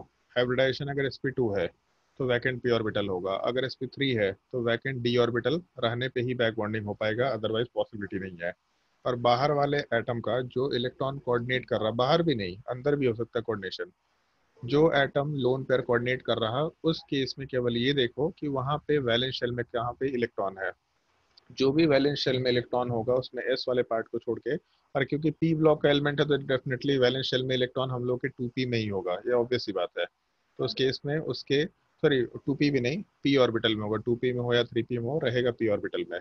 तो जो लोन पेयर डोनेट कर रहा उसके हम लोग p सब शेल वाले पार्ट को या फिर p ऑर्बिटल वाले पार्ट को ओवरलैप कराने के लिए आराम से यूज करके काम कर सकते हैं। वहां से nature of back bonding directly निकाल सकते हैं। जैसे ये चीज तो हम लोग को शॉर्टकट टाइप का तरीका उधर भी बताया था कि नेचर ऑफ पाई बॉन्ड निकालना है, तो हाइब्रिडाइजेशन देखो, देखो कौन सा ऑर्बिटल खाली रह गया, वहां से आराम से ओवरलैप का पार्ट निकाला जा सकता है। लॉजिकली भी बात कर सकते हैं, ऑर्बिटल के ओवरलैप से भी बात कर सकते हैं, बट डायरेक्टली भी बोला जा सकता है। वो चीज़ यहाँ भी फॉलो करना सीखो। और इसमें जैसे अगर हम लोग डायग्राम के हिसाब से बात करें, तो जैसे बोरोन वाला पार्ट में हाइब्रिडाइजेशन sp2 है, बोरोन पे हम लोग के पास 1s2 ऑर्बिटल, 2s2 ऑर्बिटल और 2p1 इस टाइप का डायग्राम है। वैलेंस शेल वाले पार्ट में हाइब्रिडाइजेशन में sp2 हाइब्रिडाइजेशन था, इसका मतलब 2s का जो 2 इलेक्ट्रॉन है और 2p वाले पार्ट का जो हम लोग के पास 1 इलेक्ट्रॉन है। इसमें sp2 हाइब्रिडाइजेशन के लिए हम लोग 3 सबशेल लेके चल रहे थे और 3 ऑर्बिटल्स लेके चल रहे थे, तो यहाँ से हम लोग के पास 3 sp2 हाइब्रिड ऑर्बिटल आए थे, सब में एक एक इलेक्ट्रॉन्स निकल के आए थे, ऐसा मेंशन कर दिए थे। और उसके अलावा एक p ऑर्बिटल वाला पार्ट एग्जिस्ट कर रहा था, तो हम लोग का p ऑर्बिटल 2p एग्जिस्ट कर रहा है। अब क्या था, तो फ्लोरीन वाले पार्ट में हम लोग के पास जो इलेक्ट्रॉन्स थे वो 2p5 के फॉर्मेट में थे, तो 3 फ्लोरीन से, तो तीनों फ्लोरीन एक एक इलेक्ट्रॉन के साथ बॉन्ड बना लिया। तो ऐसा कर देते हैं, एक फ्लोरीन वाला पार्ट जब बॉन्ड बनाया तो ऐसा मान के चल रहे हैं कि ऑर्बिटल वाला पार्ट में इलेक्ट्रॉन अनपेयर्ड जो है वो अपोजिट स्पिन के साथ है। एक फ्लोरीन वाला पार्ट सॉरी एक फ्लोरीन वाला पार्ट एक बोरोन के अनपेयर्ड इलेक्ट्रॉन के साथ बॉन्ड का फॉर्मेशन कर लिया। फिर सिमिलर टाइप से हम लोग दूसरा फ्लोरीन भी लेके चल सकते हैं, दूसरा फ्लोरीन वाला पार्ट दूसरे अनपेयर्ड इलेक्ट्रॉन के साथ बॉन्ड का फॉर्मेशन कर रहा होगा, ऐसा आराम से मेंशन करते हुए काम कर सकते हैं। सिमिलर टाइप से जो तीसरा फ्लोरीन वाला पार्ट है, अगर उसके लिए भी कंसिडरेशन लेके चले हम लोग, तो ऐसा कंसिडर कर सकते हैं कि अनपेयर्ड इलेक्ट्रॉन वाला पार्ट जो है वो ऊपर के अनपेयर्ड इलेक्ट्रॉन के सामने था और यहाँ पे बॉन्ड का फॉर्मेशन कर लिया।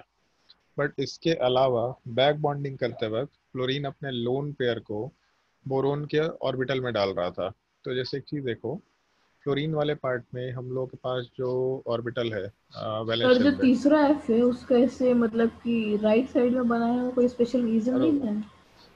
आएगा आएगा रीजन आएगा तभी तो बनाएंगे, ठीक अच्छा है। रीजन है। तो इस केस में 2s2 2p5 है, तो जैसे अगर 2s में 2 इलेक्ट्रॉन है, 2p वाले पार्ट में 5 इलेक्ट्रॉन है, तो इसका मतलब दिख रहा है कि एक ही अनपेयर्ड इलेक्ट्रॉन है यहाँ पे, बाकी सारे के सारे पेयर तो लोन पेयर के जैसा एग्जिस्ट कर रहा है। तो हो सकता है 1s वाला पार्ट लोन पेयर डोनेट करने के लिए यूज हो जाए, हो सकता है 2p वाले पार्ट में 2 लोन पेयर है, उसी में से कोई एक चला जाए। लेकिन मालूम है back bonding is always pi dative in nature, मतलब बनना तो पाई बॉन्ड है, और s ऑर्बिटल कभी भी पाई बॉन्ड नहीं बना सकता। इसका मतलब 2s का इलेक्ट्रॉन डोनेट करने के लिए हम लोग यूज नहीं कर सकते, एटलीस्ट इस बैक बॉन्डिंग के केस में नहीं कर सकते। बाहर कर सकते होंगे कोई दिक्कत नहीं है, बट बैक बॉन्डिंग में नहीं कर सकते क्योंकि 2s पाई बॉन्ड नहीं बना सकता। तो अपने पास 3 में से एक पॉसिबिलिटी खत्म हो गया, 2 पॉसिबिलिटी बचा। 2p के दोनों में से कोई एक लोन पेयर को हम लोग आराम से यूज कर सके, तो हम लोग के पास एक इलेक्ट्रॉन तो ओवरलैप के लिए चला गया अनपेयर्ड वाला पार्ट जो सबसे पहले साइड में था। अब यहाँ एक वैकेंट p ऑर्बिटल है और दोनों लोन पेयर पड़े हुए हैं, तो आराम से यहाँ के लोन पेयर वाले पार्ट को हम लोग यहाँ पे कोऑर्डिनेट करके इन दोनों ऑर्बिटल्स के बीच में ओवरलैप आराम से करा सकते हैं। तो जब ओवरलैप कराएंगे तो भी हम लोग के बॉन्ड का फॉर्मेशन हो जाएगा। तो यहाँ वाले पार्ट में 2p क्लोरीन का था और बोरोन वाले पार्ट का भी 2p था। 2p ओवरलैप आराम से कंसिडर करके काम कर सकते हैं। ये अपना ऑर्बिटल डायग्राम है जिसको कंसिडर किया जा सकता है। लेकिन ऑर्बिटल डायग्राम के बिना भी हम लोग आराम से नेचर ऑफ बैक बॉन्डिंग निकाल सकते हैं। 2p पाई बॉन्ड हम लोग केवल सेंट्रल एटम के हाइब्रिडाइजेशन को चेक करेंगे और बाहर वाले एटम में ये देखेंगे कि उसका वैलेंस शेल वाला पार्ट क्या है, वहां से आंसर आराम से निकाला जा सकता है। तो एक क्वेश्चन का जवाब दो सोच के। नेचर ऑफ बैक बॉन्डिंग तो मालूम पड़ गया तुम लोग को। क्वेश्चन का जवाब दो कि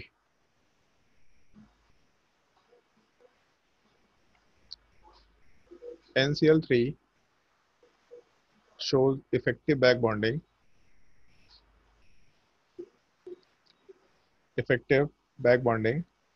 but PCl3 does not.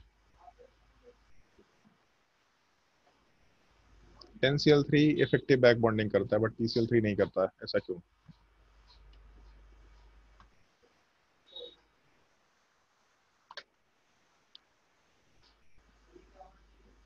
सोच के बताओ भाई।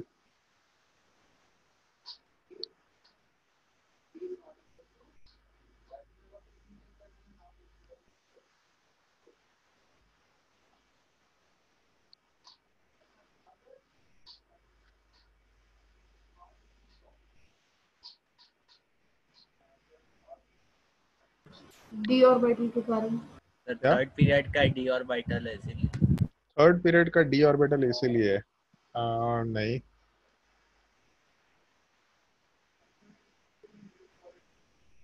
केवल इतना बोलने से काम नहीं चलेगा, थोड़ा तो एक्स्ट्रा बोलो। अच्छा, डी ऑर्बिटल रीजन है।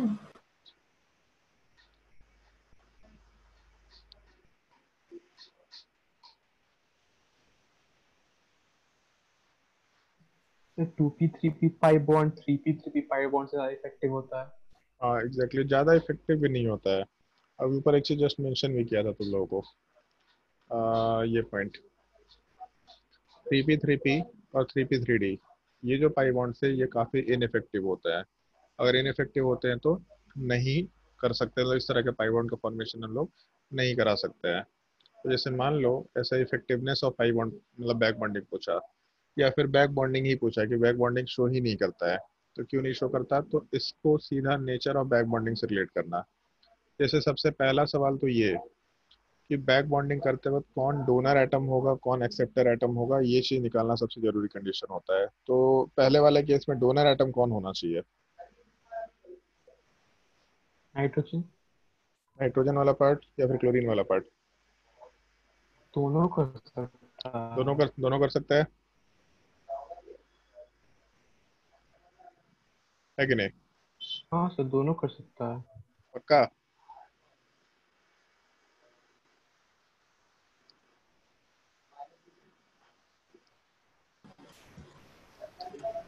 नाइट्रोजन कर रहा है।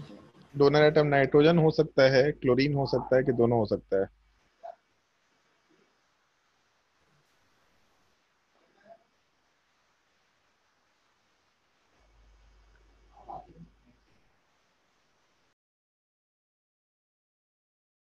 तो नाइट्रोजन हो सकता है। क्लोरीन नहीं हो सकता? नहीं, क्यों नहीं हो सकता? क्योंकि सर मतलब वैकेंट p ऑर्बिटल नहीं है नाइट्रोजन के पास। लेविस एसिड होना सबसे प्राइमरी कंडीशन है। एक्सेप्टर है तो उसके पास वैकेंट ऑर्बिटल होना तो चाहिए। नाइट्रोजन वाला पार्ट कौन से पीरियड का एलिमेंट है? तो सेकंड पीरियड का एलिमेंट है। अगर सेकंड पीरियड का एलिमेंट है तब उस केस में इसके ऊपर 4 बॉन्ड है। जब एक लोन पेयर है, बेसिकली 4 बॉन्ड तो नहीं, एक लोन पेयर और 3 बॉन्ड पेयर है, मतलब 8 इलेक्ट्रॉन है। अगर 8 इलेक्ट्रॉन है तो वैकेंट p ऑर्बिटल कहाँ रहा? अगर वैकेंट p ऑर्बिटल नहीं है तो इस केस में हम लोग कभी भी यहाँ पे लेविस एसिड नहीं बना सकते। अगर लेविस एसिड नहीं बना सकते मतलब इलेक्ट्रॉन पेयर एक्सेप्ट नहीं कर सकता। तो यहाँ एक चीज फिक्स है कि हम लोग का नाइट्रोजन ही डोनर एटम होगा, ये बिल्कुल फिक्स चीज है। इसलिए डिस्कशन कर रहे हैं, टॉपिक डिफिकल्ट नहीं है, ये बस चीजें सीखनी है। पहली बार ये सब चीजें आ रही हैं, मतलब अननोन टाइप का सिचुएशन चल रहा है, इसलिए डिस्कशन कर रहे हैं। डोनर एटम नाइट्रोजन रहेगा, बिल्कुल फिक्स है। तो अगर डोनर एटम नाइट्रोजन है तो एक्सेप्टर एटम क्लोरीन के अलावा कुछ हो नहीं सकता, और वैसे क्लोरीन एक्सेप्टर एटम हो सकता है क्योंकि क्लोरीन के ऊपर वैकेंट डी ऑर्बिटल है, थर्ड पीरियड का एलिमेंट है। एक चीज देखो वैसे, जैसे क्लोरीन वाले पार्ट के ऊपर टोटल वैलेंस इलेक्ट्रॉन होता है 7, तो जब वन बॉन्ड बन गया, एक पाई बॉन्ड बन गया, तो एक इलेक्ट्रॉन बाहर से मिल गया, इसका मतलब वैलेंस इलेक्ट्रॉन 8 हो चुका है ऑलरेडी, मतलब 7 था, एक इलेक्ट्रॉन शेयर करने की वजह से एक इलेक्ट्रॉन मिल गया, तो ऑक्टेट कंप्लीट है इसका। लेकिन फिर भी वैकेंट डी ऑर्बिटल होने की वजह से, क्योंकि थर्ड पीरियड का एलिमेंट है तो वैकेंट डी ऑर्बिटल होगा ही होगा, लेविस एसिड के जैसा आराम से बिहेव कर सकता है। तो हम लोगों का नाइट्रोजन डोनर एटम हो गया और क्लोरीन वाला पार्ट एक्सेप्टर एटम, ये आराम से लोन पेयर कोऑर्डिनेट कर सकता है या फिर डोनेट कर सकता है। तो जब डोनेट करेगा अपने लोन पेयर वाले पार्ट को, तो उस केस में स्ट्रक्चर कुछ ऐसा कंसिडर कर सकते हैं, नाइट्रोजन के साथ 3 क्लोरीन वाला पार्ट है, और 3 क्लोरीन वाले पार्ट में आइदर इधर लोन पेयर कोऑर्डिनेट कर दिया, या नीचे वाले पार्ट में लोन पेयर कोऑर्डिनेट कर दिया, फिर लेफ्ट वाले साइड में लोन पेयर कोऑर्डिनेट कर दिया।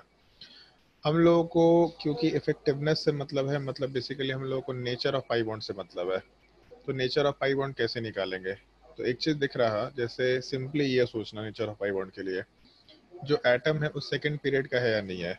तो नाइट्रोजन तो सेकंड पीरियड का एटम है, सेकंड पीरियड 2p से ऊपर तो बढ़ ही नहीं सकता, तो नाइट्रोजन का फिक्स है 2p वाला पार्ट। उसके बाद क्लोरीन, तो क्लोरीन वाला पार्ट जैसे ही 8 इलेक्ट्रॉन एक्सेप्ट कर लिया, मतलब ऑक्टेट पूरा हो गया, तो ऑक्टेट पूरा होने का मतलब एक भी p ऑर्बिटल खाली नहीं रहा। अगर p ऑर्बिटल खाली नहीं रहा तब उस केस में d के अलावा कोई ऑप्शन नहीं है अपने पास, तो उस केस में 2p और 3d ओवरलैप, मतलब 2p पाई 3d पाई बैक बॉन्डिंग का नेचर हम लोग आराम से मेंशन कर सकते हैं। ये तो NCl3 का केस निकल के आ गया हम लोग के 2p पाई 3d पाई वाले पार्ट का। मान लो हम लोग दूसरे केस को लेके चलते हैं, PCl3। तो PCl3 में डोनर एटम कौन सा होगा और एक्सेप्टर एटम कौन सा होगा?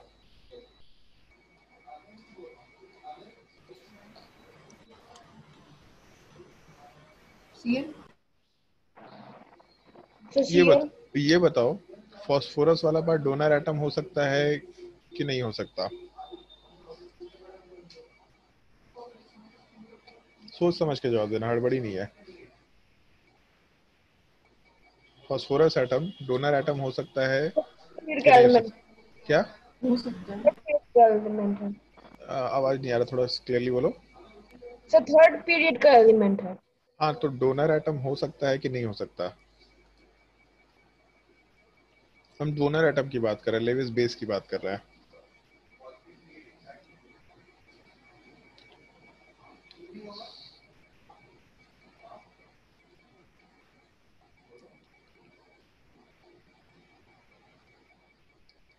देखो, डोनर एटम होने के लिए लेविस बेस होना चाहिए, बेसिकली लोन पेयर होना चाहिए। फास्फोरस के ऊपर लोन पेयर है, अगर लोन पेयर है तो इसका मतलब डोनेट कर सकता है, डोनर एटम हो सकता है। ये बताओ, फास्फोरस एक्सेप्टर एटम हो सकता है कि नहीं हो सकता? मतलब लेविस एसिड हो सकता है कि नहीं हो सकता? Yes sir. लेविस एसिड हो सकता है, जो भी रीजन दिया हुआ है कि फास्फोरस वाला पार्ट थर्ड पीरियड का एलिमेंट है। तो अगर थर्ड पीरियड का एलिमेंट है, इसका मतलब एक चीज फिक्स है कि हम लोग के पास वैकेंट डी ऑर्बिटल होगा।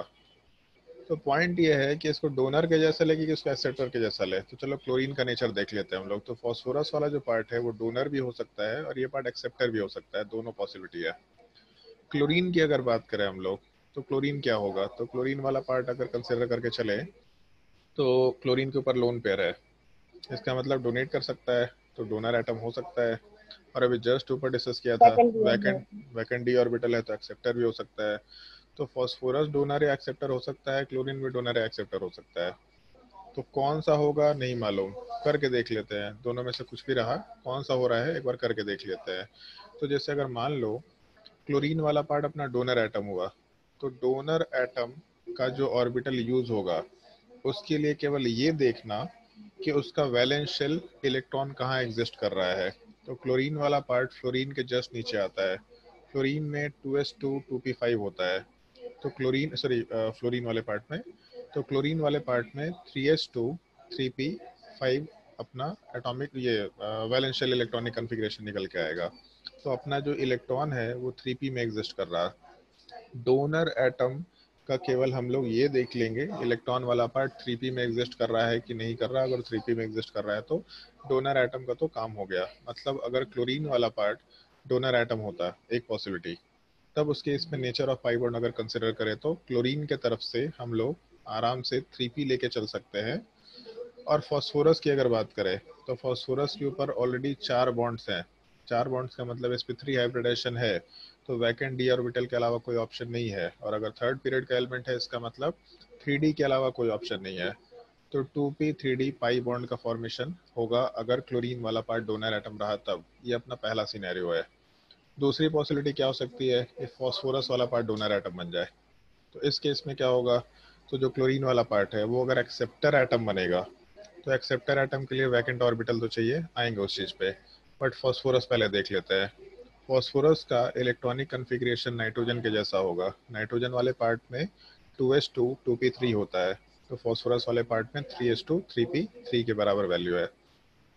पॉइंट यहाँ पे ये कोई पूछ सकता है कि सर यहाँ पे 3p वाले पार्ट में तो इलेक्ट्रॉन है नहीं, तो 3p वाले पार्ट में अगर इलेक्ट्रॉन नहीं है, मतलब अनपेयर्ड इलेक्ट्रॉन वाला पार्ट सारे के सारे जो होते 3p3 वाले पार्ट में वो तो जा चुके हैं। तो अगर वो जा चुके हैं तो फिर बॉन्ड का फॉर्मेशन कैसे हो रहा है, सर देख के तो नहीं पता चल रहा है। उस चीज़ पे जस्ट अभी आगे आने वाला है कि इंटरनल एक्साइटेशन हो सकता है। बट अभी के लिए वैलेंस शेल में 3p में इलेक्ट्रॉन एग्जिस्ट कर रहा है। अगर 3p वाले पार्ट में एग्जिस्ट कर रहा है इलेक्ट्रॉन, तो इसका मतलब आराम से फॉस्फोरस वाला पार्ट अपने 3p ऑर्बिटल को यूज कर लेगा पाई बॉन्ड बनाने के लिए। और क्लोरीन वाले पार्ट में टोटल 7 वैलेंस इलेक्ट्रॉन होते हैं और एक बॉन्ड बना लिया, मतलब 8 वैलेंस इलेक्ट्रॉन हो गए, मतलब वैकेंट p ऑर्बिटल खाली नहीं होगा, तो इसको 3d यूज करना पड़ेगा। तो चाहे पहला सिनेरियो हो क्लोरीन डोनर एटम या सेकंड सिनेरियो हो फॉस्फोरस डोनर एटम, इन दोनों केसेस में nature of pi bond 3p 3d ही निकल के आ रहा है। ठीक है, ऑर्बिटल उल्टा हो गया, क्लोरीन के 3p की जगह पे फॉस्फोरस का 3p हो गया, लेकिन nature of pi bond 3p 3d है। और 3p 3d पाई बॉन्ड का जो बॉन्ड फॉर्मेशन है या फिर जो ओवरलैप है वो तो इनइफेक्टिव होता है। तो अगर इनइफेक्टिव होता है तो ये बॉन्डिंग नहीं हो सकता, इसलिए PCl 3 वाले पार्ट में back bonding is very ineffective, या फिर बैक बॉन्डिंग शो नहीं करता है। जबकि NCl 3 वाले पार्ट में 2p 3p ओवरलैप, जो कि sorry 2p 3d overlap back bonding का नेचर है, जो कि काफ़ी इफेक्टिव नेचर का होता है, काफ़ी स्ट्रॉन्गर पाई बॉन्ड होता है, आराम से बैक बॉन्डिंग किया जा सकता है। तो नेचर ऑफ बैक बॉन्डिंग निकालना काफ़ी मस्ट कंडीशन होता है। उस नेचर ऑफ बैक बॉन्डिंग से इफेक्टिवनेस ऑफ बैक बॉन्डिंग की बात कर सकते हैं, और उससे हम लोग कुछ और क्वेश्चंस के एप्लीकेशन की बात कर सकते हैं, जिसमें एक एप्लीकेशन तो ये हो गया कि PCl3 बैक बॉन्डिंग नहीं शो करता या फिर बहुत इफेक्टिव बैक बॉन्डिंग नहीं शो करता, जबकि NCl3 शो करता है। क्योंकि NCl3 में nature of back bonding 2p pi 3d पाई निकल के आया, जबकि PCl3 में अगर बैक बॉन्डिंग होता है तो 3p 3d पाई बॉन्ड आ रहा है, जो कि बहुत ही इनइफेक्टिव पाई बॉन्ड है। अगर ये पाई बॉन्ड्स का नेचर इनइफेक्टिव है तो इनइफेक्टिव पाई बॉन्ड वाले पार्ट का फॉर्मेशन नहीं होना चाहेगा, और नहीं होना चाहेगा तो बॉन्ड का भी फॉर्मेशन हम लोग नहीं करा पाएंगे। तो ये तो सेकंड क्वेश्चन जो हम लोग उसके नेचर ऑफ बैक बॉन्डिंग से रिलेट कर सकते हैं। और exactly nature of back bonding से ही इस क्वेश्चन को रिलेट करके देखना है। क्वेश्चन ट्राई करके देखो, बहुत अच्छा सवाल है। Compare the Lewis acidic strength, ये सब बहुत ही स्टैंडर्ड सवाल है, क्लास 11th के बोरोन फैमिली में दे रखा है। Lewis acidic strength of BF3, BCl3, BBr3 and Bi3। सोच के देखो, सवाल अच्छा सवाल है।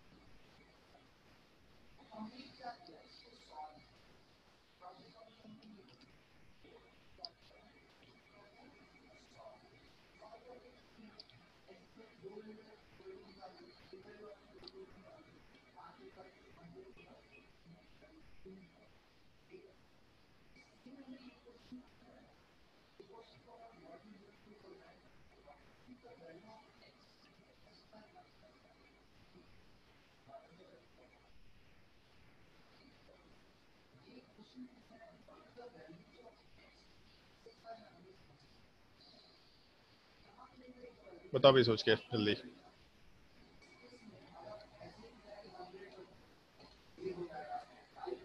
इसमें दो तीन चीजें जो तुमको सोचनी है। Lewis acidic strength. पहला तो ये चीज कि लेविस एसिडिक स्ट्रेंथ का मतलब क्या होना चाहिए, स्ट्रेंथ को कैसे रिलेट कर पाएंगे हम लोग। तो लेविस एसिड के डेफिनेशन से सोच के देखो, फिर उसको बैक बॉन्डिंग से कैसे रिलेट करें, और उसमें भी इफेक्टिवनेस ऑफ बैक बॉन्डिंग से कैसे रिलेट करके सोच के देखो।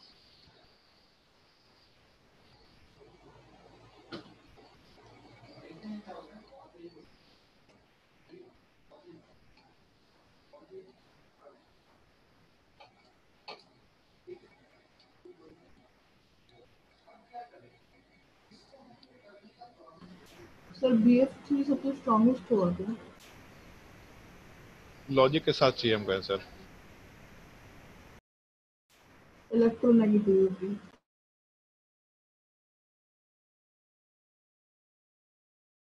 इलेक्ट्रोनेगेटिविटी को बैक बॉन्डिंग से कैसे रिलेट करेंगे ये बता दो मेरे को।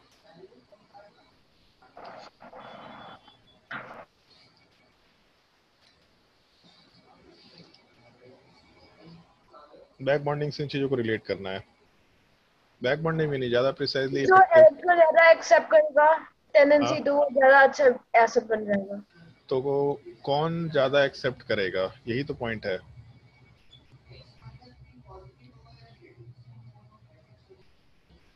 BI3 फिर BBr3 फिर BCl3 फिर BF3।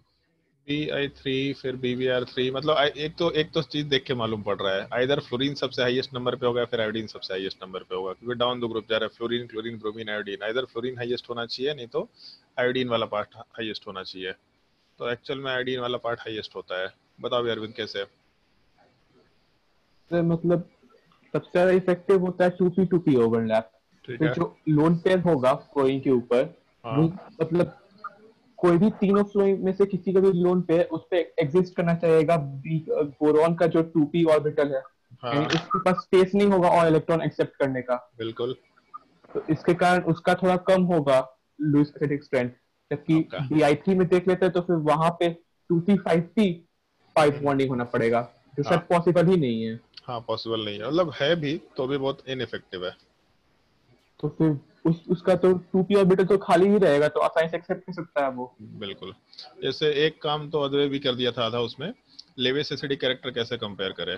तो लेविस एसिड का मतलब क्या बताया था, जो लोन पेयर एक्सेप्ट कर सकता है। तो लोन पेयर एक्सेप्ट अगर कर सकता है तो जितना ज्यादा एक्सेप्ट करेगा उतना स्ट्रॉन्गर एसिड होना चाहिए। बेसिकली लॉजिकली अगर बात करें तो जो लोन पेयर एक्सेप्ट करेगा दैट इज एसिड, तो जो लोन पेयर ज्यादा एक्सेप्ट करेगा वो लेविस एसिड उतना ही स्ट्रॉन्गर हो जाएगा। तो लोन पेयर एक्सेप्ट करने की टेंडेंसी अगर है, और उसमें भी central atom lone pair accept करता है, तो BF3 में भी बोरोन एक्सेप्ट करेगा, BCl3 में भी बोरोन एक्सेप्ट करेगा, BBr3 में भी सेंट्रल एटम बोरोन ही है। हर एक जगह पे बोरोन लोन पेयर जितना ज्यादा एक्सेप्ट करने की टेंडेंसी में होगा उतना ही स्ट्रॉन्गर लेविस एसिड बोलते हुए काम कर सकते हैं हम लोग। तो अगर हम लोग नेचर ऑफ बैक बॉन्डिंग की बात करें या इफेक्टिवनेस ऑफ बैक बॉन्डिंग की बात करें, तो पहले नेचर डिस्कस कर लेते हैं। बोरोन तो सेकंड पीरियड का एलिमेंट है, तो यहाँ पे 2p होगा, और बोरोन एक्सेप्टर एटम है, आयोडीन वाला पार्ट डोनर एटम है। तो आयोडीन वाला पार्ट 5p में है, मतलब उसका जो वैलेंस शेल इलेक्ट्रॉन है वो 5p में है। तो 2p 5p ओवरलैप। दूसरे वाले केस में अगर हम लोग BBr2 लेके चले तब उस केस में 2p 4p ओवरलैप होना चाहिए। थर्ड वाले केस में 2p 3p ओवरलैप होगा, और लास्ट वाले केस में 2p 2p ओवरलैप होगा। तो इन चारों पाई बॉन्ड्स में सबसे इफेक्टिव पाई बॉन्ड कौन सा होता है, तो सबसे इफेक्टिव 2p 2p ओवरलैप है। तो इसका मतलब सबसे इफेक्टिव बैक बॉन्डिंग किस में होगा, तो सबसे इफेक्टिव बैक बॉन्डिंग BF3 वाले पार्ट में होगा। तो इस केस में जब हम लोग इफेक्टिवनेस ऑफ बैक बॉन्डिंग की बात करेंगे, इफेक्टिवनेस ऑफ बैक बॉन्डिंग, तो इस केस में हम लोगों का BF3 वाले पार्ट में बैक बॉन्डिंग सबसे इफेक्टिव होगा, फिर उसके बाद BCl3 वाले पार्ट में, फिर उसके बाद BBr3 वाले पार्ट में, और सबसे लास्ट में BI3 में। तो एक चीज बताओ, जैसे अभी जस्ट डिस्कस किया था कि बैक बॉन्डिंग हो ही क्यों रहा है, तो सबसे पहला स्टेटमेंट शुरू में हम लोग क्या डिस्कस किए थे कि लेविस ऑक्टेट रूल का जो एक्सेप्शन होता है हाइपोवैलेंट मॉलिक्यूल, तो उस हाइपोवैलेंट मॉलिक्यूल का मतलब सेंट्रल एटम का ऑक्टेट इनकम्प्लीट है, बैक बॉन्डिंग उस ऑक्टेट को कंप्लीट कराने की कोशिश कर रहा है।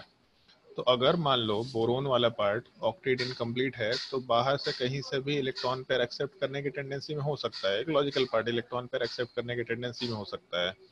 तो बोरोन अगर इलेक्ट्रॉन पेयर एक्सेप्ट करने की टेंडेंसी में होगा, तो इसका ऑक्टेट जितना ज़्यादा इनकम्प्लीट होगा उतना ही ज़्यादा इलेक्ट्रॉन पेयर एक्सेप्ट करने की टेंडेंसी में होना चाहिए। तो इन सब केसेस में जो हम लोग का BF3 है वो सबसे इफेक्टिव बैक बॉन्डिंग कर रहा है, मतलब फ्लोरीन वाला पार्ट सबसे इजीली या सबसे इफेक्टिवली बोरोन पे इलेक्ट्रॉन देके उसका ऑक्टेट कंप्लीट करा के रख रहा है। तो जितना इफेक्टिव बैक बॉन्डिंग, बोरोन का ऑक्टेट उतना ही कंप्लीटेड रहेगा, और ऑक्टेट जितना कंप्लीटेड फॉर्म में रहेगा उस केस में हम लोग बाहर से इलेक्ट्रॉन लेने की टेंडेंसी में नहीं रहेंगे। तो बाहर से इलेक्ट्रॉन लेने की टेंडेंसी में नहीं रहेंगे तो हम लोग का जो लेविस एसिडिक स्ट्रेंथ है वो जस्ट उल्टा निकल के आ जाएगा, BF3 में सबसे कम, फिर उसके बाद BCl3 वाले पार्ट में, BBr3 वाले पार्ट में, और सबसे हाईएस्ट हम लोग का लेविस एसिडिक स्ट्रेंथ वाला पार्ट Bi3 में आराम से निकल के आ सकता है। समझ आया पॉइंट? Yes sir. चलो नेक्स्ट वाले क्वेश्चन पे आते हैं। क्वेश्चन ट्राई करके देखो। विच ऑफ द फॉलोइंग, ये सब बोरोन फैमिली का हम क्वेश्चन एक एक लाइन से डिस्कस करते जा रहे हैं। बोरोन फैमिली के बाद ऑक्सीजन फैमिली, नाइट्रोजन फैमिली, सारे फैमिलीज में क्लास 11 के टॉपिक में अलग अलग टॉपिक दे रखा। पी ब्लॉक में boron family, carbon family, nitrogen family, oxygen family, उन सब फैमिली में जहां जहां बैक बॉन्डिंग केसेस है सारे केसेस को हम एक ही जगह डिस्कस कर लिया कर रहे हैं ताकि आसान रखना, मतलब आसानी से याद हो जाए।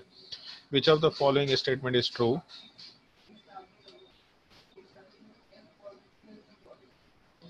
Statement is true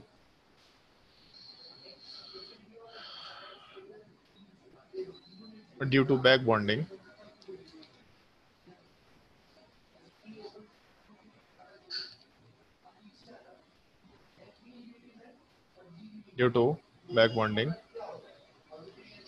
in BF3 भी कर सकते हैं इसे आराम से। इन BF3 पहला उसमें ऑप्शन है बॉन्ड लेंथ चेंजेस, दूसरा ऑप्शन है हाइब्रिडाइजेशन चेंजेस, थर्ड ऑप्शन है बॉन्ड एंगल चेंजेस, और चौथा ऑप्शन है शेप चेंजेस। BF3 मॉलिक्यूल में बैक बॉन्डिंग की वजह से इनमें से कौन सा स्टेटमेंट सही है? हाँ, सही और गलत सही है।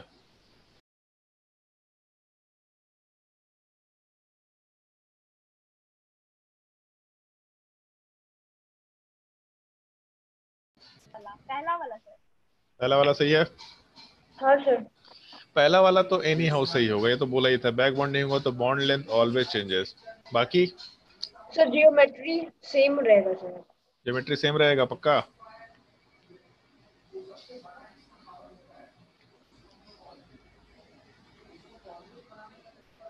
पहला ऑप्शन तो बाय डिफॉल्ट सही है। सेम नहीं रहेगा, ज्योमेट्री सेम नहीं रहेगा हाइब्रिडाइजेशन चेंज हो गया तो ज्योमेट्री सेम नहीं रहेगा। तो वही तो पूछ रहा था। अब हाइब्रिडाइजेशन सेम रहेगा कि नहीं रहेगा ये बताओ। सर सेम रहेगा। हाइब्रिडाइजेशन सेम रहेगा यस सर। पक्का? सोच के बताओ आराम से, कोई हड़बड़ी नहीं है। इन सब चीजों में दिमाग लगाओ, सोच के बताओ आराम से, सुकून से बताओ, कोई हड़बड़ी नहीं है। हड़बड़ी एग्जाम में दिखाना जब क्वेश्चन सॉल्व करके आंसर लाना होगा कम टाइम में। डिस्कशन में कोई हड़बड़ी नहीं, गलती नहीं होना चाहिए।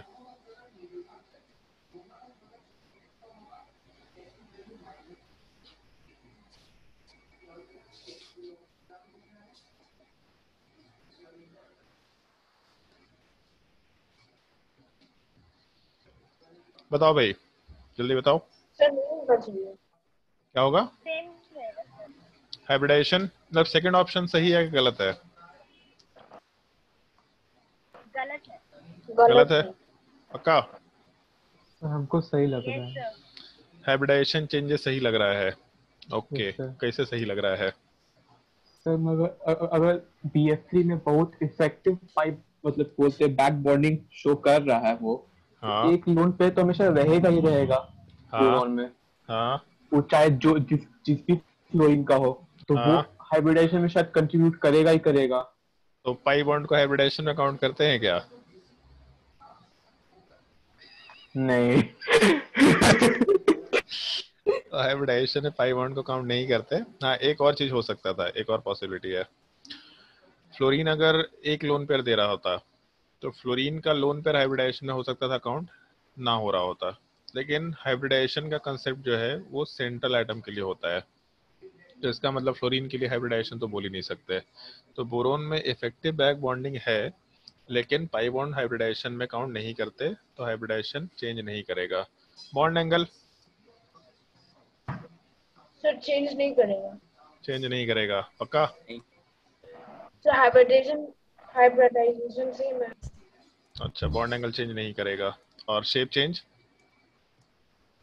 शेप sp2 का sp2 ही रह गया, तो शेप वाला पार्ट चेंज नहीं करेगा, ये बिल्कुल फिक्स है। तो इसलिए बॉन्ड लेंथ चेंज करेगा, ऐसा आराम से बोल के काम कर सकते हैं। ठीक है, चलो नेक्स्ट क्वेश्चन ट्राई करके देखो। सेम क्वेश्चन है, ऊपर के जैसा ही क्वेश्चन है। सर शेप हल्का रेगुलर नहीं हो जाएगा जब बॉन्ड लेंथ बढ़ क्या जाए क्या तो? क्या हो जाएगा शेप? अब क्या बोला, सुना ही नहीं दिया, बोल रहा। तो बोला बॉन्ड लेंथ चेंज हो जाएगा तो शेप चेंज नहीं होगा। शेप वो बोला था कि irregular सा। बॉन्ड लेंथ चेंज होगा तो शेप इरेगुलर नहीं हो जाएगा उसका। बॉन्ड लेंथ चेंज हो जाएगा तो शेप इरेगुलर हो जाएगा, ऐसा बोल रहा है। चल ठीक है, मान ले तेरा हाथ पकड़ के हम खींच दिया, थोड़ा लंबा कर दिया उसको, दिखाता है ना कोई कार्टून वार्टून में कि हाथ खींचते हैं तो हाथ ऐसे एक्सटेंड हो जाता है, पुलिस के हाथ बहुत लंबे होते हैं, हाँ तो हाँ उससे हाँ शेप इरेगुलर हो जाएगा क्या तेरा? तो हाँ, बच एक हाथ छोटा तो रह गया, एक हाथ तो बड़ा तो, रह ब, गया। तो बचपन से तो बड़ा हुआ है, तो तेरा शेप इरेगुलर हो गया है क्या? बताओ। ये कोई एक्सप्लेनेशन नहीं हुआ। अच्छा अरे समझ तो गया। जैसे बैक बॉन्डिंग यहाँ पे तीनों तरफ से नहीं, कंडीशन नहीं, डिस्कशन के पार्ट है भाई। अगर बैक बॉन्डिंग हो रहा है तो तीनों तरफ से बराबर बैक बॉन्डिंग हो रहा है ना। तो अगर तीनों तरफ से बराबर बैक बॉन्डिंग हो रहा अच्छा है तो तीनों तरफ तो से बढ़ेगा। तो तीनों तरफ से बढ़ेगा। और तीनों तरफ से बढ़ेगा भी नहीं, घटेगा। पार्शियल डबल बॉन्ड कैरेक्टर आ रहा है, घटेगा, है कि नहीं? हाँ तो तुम जैसे बड़ा हुआ तो बड़ा हुआ तो हाथ भी बढ़ रहा है, पैर भी बढ़ रहा है, सब इक्वल प्रोपोर्शन में बढ़ रहे हैं, शेप थोड़ा ना चेंज हो गया। बच्चों ने पैदा हुए थे किसी और शेप में, बूढ़े होते होते किसी और शेप में ट्रांसफर हो गए, मजा ही आ जाएगा। नया जेनेटिक्स आपको का ही पार्ट लगे ना। नया नया जेनेटिक्स का पार्ट आ जाएगा, इवोल्यूशन आ जाएगा नया। चलो अगला सवाल ट्राई करो। विच of the following statement is correct? Which of the following statement is correct? और एक्चुअल में शेप से मतलब भी नहीं यार, शेप में थोड़ा डिस्टॉर्शन हो भी जाता है तो भी तो हम लोग वैसा ही शेप बोलते हैं उसको। अब ऐसे थोड़े ना, मान लो ये है ऐसे इक्विलेटरल ट्रायंगल है तो ट्रायंगुलर प्लेनर शेप बोले। अब इक्विलेटरल ट्रायंगल थोड़ा थोड़ा शिफ्ट हो गया, कहीं दूसरे एंगल पे चला गया, तो उसको इक्विलेटरल मतलब ट्रायंगुलर प्लेनर थोड़ा ना नहीं बोलेंगे, बोलेंगे तो उनकी जगह ट्रायंगुलर उसको टी प्लेनर। शेप बोल देते हैं फिर। अरे टी शेप एकदम अलग होता है, टी शेप तो ऐसा होता है, ये थोड़ा ना इक्विलेटरल ट्रायंगल चल रहा है, ट्रायंगुलर नहीं टाइप का नहीं, कुछ शेप जैसा होना आप चाहिए। वो किए थे ना, हल्का सा भी मतलब कि हल्का सा अगर थोड़ा सा डिफरेंस हो तो तो दिखाता है। 120 का हल्का सा 30 डिग्री हो जाएगा, मजाक चल रहा है। विच ऑफ द हाँ following statement is correct regarding H3BO3 due to back bonding? Due to back bonding, पहला ऑप्शन, चलो पहला ऑप्शन डाल ही देते हैं मन लगाने के लिए तुम्हारा। Bond length will change,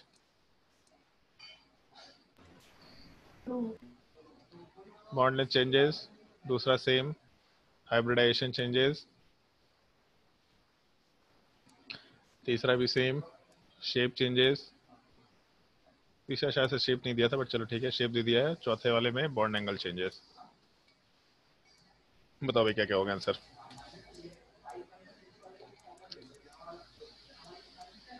one.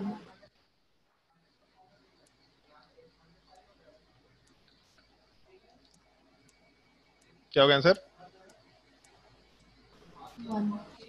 Bond length changes है ना, तो सिंपल सा केस है, बैक बॉन्डिंग होगा तो बॉन्ड लेंथ चेंज होगा ही होगा। और बैक बॉन्डिंग तो होगा, हम लोग डिस्कस कर चुके हैं। और कुछ? हाइब्रिडाइजेशन, अभी अरविंद हाइब्रिडाइजेशन नो सर। नहीं चेंज होगा। Shape, yes sir. No sir. Bond angle, no sir. No bond sir. Angle change करेगा। हमेशा जो दिखता है वैसा ही नहीं होता है, इसलिए सवाल हम कराते हैं, और दोनों एक लाइन से ही कराते हैं। बॉन्ड एंगल चेंज हो रहा है, सोच के देखो कैसे। बैक बॉन्डिंग धोखा दे दिया। नहीं धोखा नहीं, बैक बॉन्डिंग धोखा नहीं दिया है, बैक बॉन्डिंग ठीक ही काम किया है।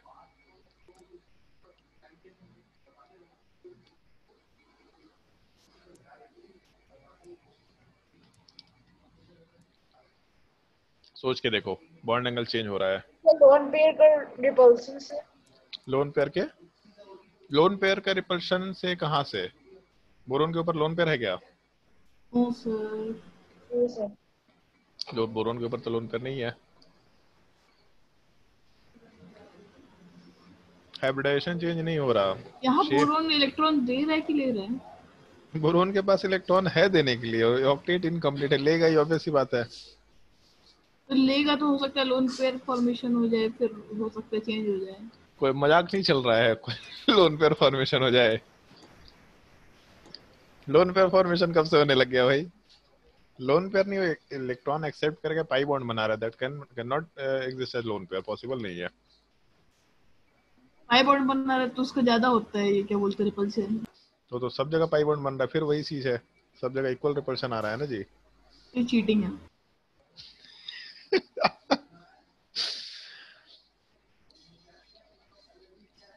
केमिस्ट्री में इन्हीं चीटिंग से एक्सेप्शन बोल दिया जाता है। यहाँ पे ऑल्दो एक्सेप्शन नहीं है, बट जैसे बैक बॉन्डिंग है तो एक्सेप्शन का एक थ्योरी बन गया है। तो चीटिंग है केमिस्ट्री, पूरा ही केमिस्ट्री चीटिंग है। कुछ भी चल रहा है, इधर एक्सेप्शन है भैया। लो उल्टा फैक्टोरियल सही दिखाते हैं। आज तो बहुत मजा आता है। मतलब तुम कुछ भी बोलो कि सर ये ऐसा क्यों हो रहा है, एक्सेप्शन है, याद रख लो। हम बोल सकते हैं, हम नहीं बोलते हैं, बट अदरवाइज यहाँ भी एक्सेप्शन है, याद रखो। तो चीटिंग नहीं है इधर कुछ भी। तुम एग्जिस्ट कर रहा है, तुम्हारे बॉडी के जो अंदर चीजें चल रही है वो भी केमिस्ट्री है, बायोलॉजी नहीं है एक्चुअल में। अंदर बॉडी के अंदर जो भी रिएक्शंस वगैरह हो रहे हैं वो केमिस्ट्री है। तो एक्सेप्शंस हैं उधर। बताओ भाई, कोई बॉन्ड एंगल कैसे चेंज हुआ?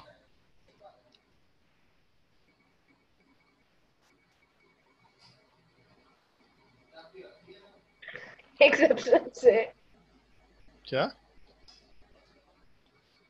एक्सेप्शन है से चेंज हुआ। एक्सेप्शन नहीं है इधर, तो बोल देना यहाँ एक्सेप्शन नहीं है, हम ऑलरेडी मेंशन कर चुके हैं। अब बताओ कैसे चेंज हुआ? यहाँ एक्सेप्शन नहीं है।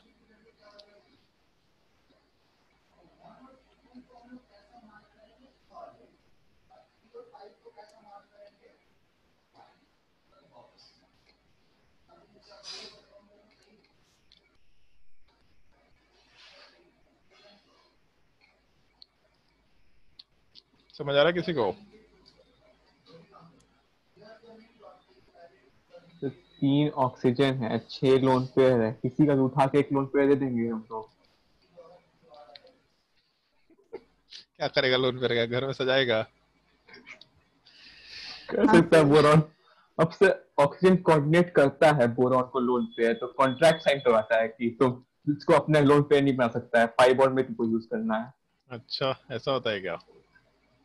चलो एक ध्यान दो, ध्यान देंगे तो मन ही मन बहुत गाली भी देगा हमको कि क्या सवाल है सर, घटिया सा है। बट एक्चुअली में घटिया सवाल नहीं है।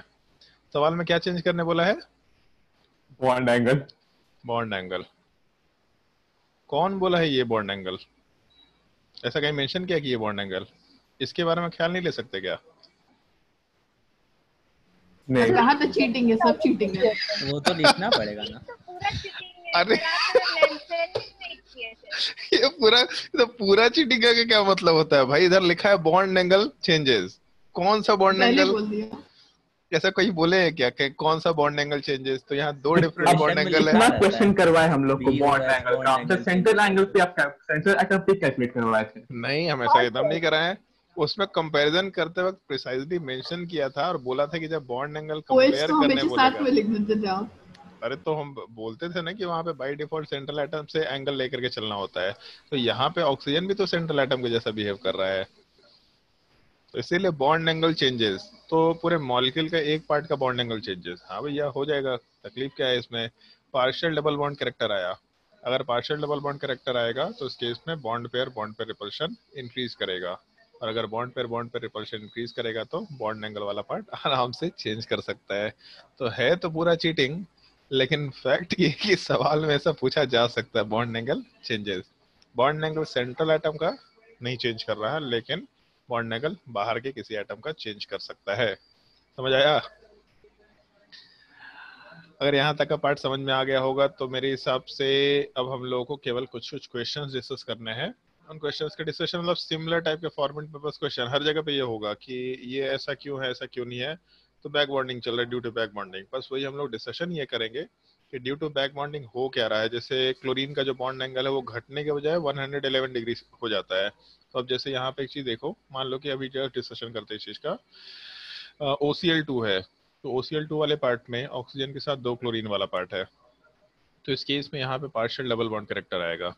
तो जो हम लोग का बॉन्ड पेयर रिपल्शन है वो इंक्रीज करेगा, और अगर बॉन्ड पेयर रिपल्शन इंक्रीज करेगा तो लोन पेयर भले ही रिपल्शन हाई रखे हुए है, लेकिन सिंगल बॉन्ड की जगह डबल बॉन्ड आने से बॉन्ड पेयर रिपल्शन हाई होने की वजह से जो हम लोग का एंगल है वो इंक्रीज कर जाता है। तो रेदर देन 109 से घटने के, ये 109 वाले पार्ट से बढ़ के अप्रोक्सीमेटली 111 डिग्री के बराबर आता है। तो एक ही एप्लीकेशन हम लोग नेक्स्ट क्लास में डिस्कस करेंगे। तो इसके अलावा एक टर्म यूज करते हैं हम लोग, डाइक्लोरोकार्बीन। अभी के लिए बस ये नाम ध्यान रखना, कार्बीन वाला पार्ट क्या हो, इसका मतलब होता है वो नेक्स्ट क्लास में डिस्कस करेंगे हम लोग। ऑर्गेनिक केमिस्ट्री का बहुत ही इंपॉर्टेंट रिएजेंट है।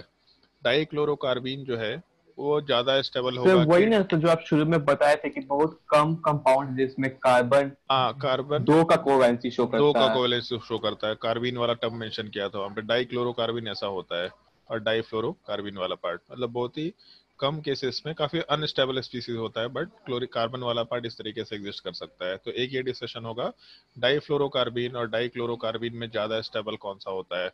सिमिलर टाइप से जैसे एक तो वो क्वेश्चन जो डिस्कस किए थे आज हम लोग, उसका प्रॉपर क्वेश्चन लिख के डिस्कशन करेंगे। ट्राईमिथाइलामीन वाला पार्ट जो है वो प्लानर शेप, सॉरी वो पिरामिडल शेप का होता है, जबकि ट्राईसिलामीन वाला पार्ट प्लानर शेप का होता है। इस तरीके से 10 12 15 क्वेश्चन नेक्स्ट क्लास में, मेरे हिसाब से एग्जैक्ट क्वेश्चन का तो ध्यान नहीं है, बट जो जो क्वेश्चन दिमाग में आता जाएगा उन क्वेश्चंस को हम डिस्कस करते चले जाएंगे। हम भी एक बार लिस्ट देख लेंगे, जो 12th वालों को पढ़ाया था वो लिस्ट वाले पार्ट में सारे क्वेश्चन देख लेंगे, ताकि एक लाइन से सारे क्वेश्चन का डिस्कशन कर सके। और नेक्स्ट क्लास में मुश्किल से हमको लगता है कि 10 से 12 15 मिनट में ये टॉपिक पूरा कंप्लीट हो जाएगा, और उसके बाद फिर हम लोग हाइड्रोजन बॉन्डिंग और ब्रिज बॉन्डिंग वाला पार्ट शुरू कर लेंगे। हाइड्रोजन बॉन्डिंग वाला पार्ट का एप्लीकेशन बहुत हायर होगा, ब्रिज बॉन्डिंग भी बैक बॉन्डिंग के जैसा ही एक टॉपिक है, ऑल्दो दोनों कनेक्टेड टॉपिक है। चाहे तो हम लोग पहले ब्रिज बॉन्डिंग वाला पार्ट भी कर सकते हैं। जैसे अगर कोई मॉलिक्यूल, मान लो उसका एक छोटा सा बस हम डिस्कशन यहाँ कर लेते हैं ब्रिज बॉन्डिंग का। जैसे मान एक चीज बस सवाल बताओ, BH3 वाला जो पार्ट है ये ब्रिज बॉन्डिंग करेगा क्या, सॉरी बैक बॉन्डिंग करेगा क्या BH3? No sir. Back bonding करने के लिए एक पे लोन पेयर होना चाहिए, एक पे वैकेंट ऑर्बिटल होना चाहिए। बोरोन पे वैकेंट ऑर्बिटल तो है, बट हाइड्रोजन पे लोन पेयर नहीं है, तो बैक बॉन्डिंग नहीं कर सकता। तो ये भी हाइपोवैलेंट मॉलिक्यूल है। तो जब मॉलिक्यूल बैक बॉन्डिंग नहीं कर पाता है तो नया टाइप के बॉन्ड का फॉर्मेशन करता है, उस चीज को हम लोग ब्रिज बॉन्डिंग बोलते हैं। इनफैक्ट उसको ब्रिज बॉन्डिंग के अलावा भी और नाम भी बोलते हैं हम लोग, उस चीज को बनाना बॉन्डिंग बोलते हैं। और उसी चीज को ट्रिपल बॉन्ड होता है क्या? क्या क्या क्या इसके अलावा सेंटर 2 इलेक्ट्रॉन बॉन्ड। हाँ 3 सेंटर 2 इलेक्ट्रॉन टाइप का बोरॉन सिस्टम में जो होता है। हाँ। हाँ एग्जैक्टली उस टाइप का सिस्टम कोटा होता फैक्ट्री है। का है, सब कोटा फैक्ट्री का है। क्या है? कोटा फैक्ट्री सर एक टीवीएफ का वेब सीरीज है। आप अच्छा, काफी रिलेट करेंगे उससे। तो देख रखे है तो हमको क्या सिखाएगा भाई? सर अब ताऊ देखे क्यों थे, मैं लिखे तो हैं? मतलब एक दिन में देख लिया था जब रिलीज हुआ था तभी। उतना हम पहले नहीं देखे थे। तुमको क्या लगता है कि हम चीजें नहीं देखते हैं क्या? हम भी सारी चीजें देख रखे हैं, लेकिन इग्नोर हम करते हैं लोग वो ज्यादा सारी चीज। देखते हैं। हम सारा मतलब तुम लोग जो चीज नहीं देखते हैं वो सभी मूवी सारा देख चुके हैं, तो वो कोई बहुत मुश्किल चीज नहीं है। लेकिन अब हम क्या तुम्हारे साथ कोटा फैक्ट्री डिस्कस करें? कोटा फैक्ट्री में एक चीज बोला है जो बहुत गलत बोला है कि इनऑर्गेनिक केमिस्ट्री बस का नहीं है, बेकार का है। इनऑर्गेनिक केमिस्ट्री तुम्हारा रैंक इंप्रूव करता है, बिना इनऑर्गेनिक केमिस्ट्री से आप रैंक ला नहीं सकते। जिसको भी रैंक लाना है inorganic chemistry is a must, करना ही करना है। वहाँ उल्टा बोल रहा है कि नहीं करना है, तो वो रिस्पेक्टेड सर भी बोल रहे थे। नहीं वो नहीं करने का, वो गलत चीज है, बहुत ही गलत है। उसके पीछे कुछ रीजन है, वो हमको समझ में आता है, बट एक्चुअल में कुछ रीजन है तुम लोग को अभी नहीं समझ में आया। तुम लोग को तो कहानी सुनने में मजा आ रहा था कि अरे भैया क्या लाइफ है कोटा की, मजा आता है, मस्त घूमने फिरने का मौका मिलता है। कोई घूमने फिरने का मौका नहीं मिलता। हम लोग जब कॉलेज में गए थे तो हम लोग के दोस्त लोगों का यही डिस्कशन होता था कि यार कोटा घूमने चलेंगे, क्योंकि 2 साल जब पढ़े थे तो घूमे ही नहीं थे, तो चलो अभी घूम लेते हैं। हम लोग का रोज का यही था कि रोज कोचिंग से घर आओ, क्वेश्चन सॉल्व करो, फिर अगले दिन जाओ कोचिंग से घर आओ, क्वेश्चन सॉल्व करो। मतलब एक डेली का एक फिक्स्ड काम था, उसके अलावा कोई तीसरा काम करने का फुर्सत नहीं था। कोई मूवी नहीं, कोई घूमना फिरना नहीं। जिसको घूमना वो घूमेगा, घूमने वाला घूमते भी है, बट उसमें कुछ चीजें सही दिखाई है, कुछ चीजें गलत दिखाई है। अच्छा माहौल है, ओवरऑल पढ़ाई का अच्छा माहौल है, तब उसमें कोई दिक्कत नहीं। लेकिन इनऑर्गेनिक के लिए बहुत गलत चीज बोला उसमें।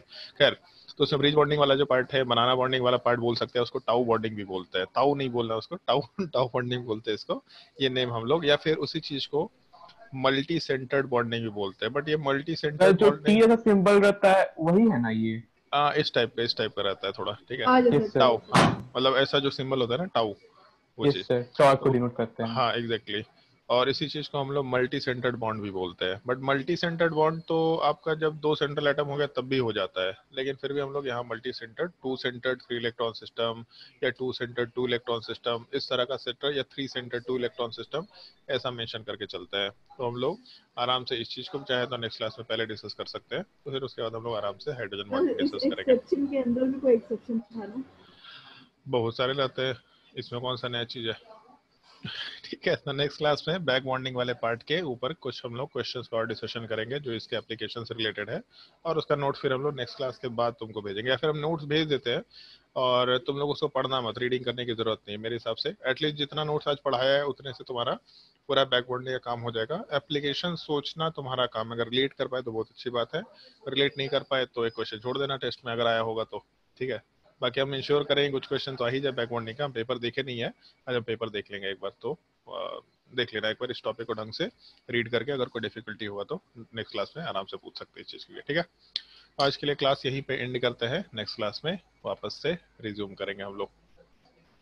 क्या करना चाह रहे हैं प्रयास? Remote control of your screen, मेरे स्क्रीन का रिमोट कंट्रोल चाहिए तुमको, क्या चाहिए? मेरा कंप्यूटर हैक करेगा क्या? सेवा दीजिए ना सर। असाइनमेंट और डीपीपी मिलेगा तुमको, और कुछ मिलेगा नहीं इधर। मूवी वूवी हम इसमें नहीं रखे हुए हैं, ठीक है सर, वही सब ले लेंगे। असाइनमेंट डीपीपी का क्या करेगा रे, इतना असाइनमेंट डीपीपी बनाते बनाते थक जाएगा। मजाक कर रहे थे सर। लीगल कॉपीज मार के डिस्ट्रीब्यूट करेंगे। वाह सही बर्बाद करेगा तुम लोग इंडिया को, समझ में आ रहा है। चलो नेक्स्ट क्लास में देखो आदित्य यार उन्हें परेशान करने लग गया। चलो भैया हम रख रहे हैं, नेक्स्ट क्लास में कंटिन्यू करते हैं। Thank you sir. चलो बाय बाय।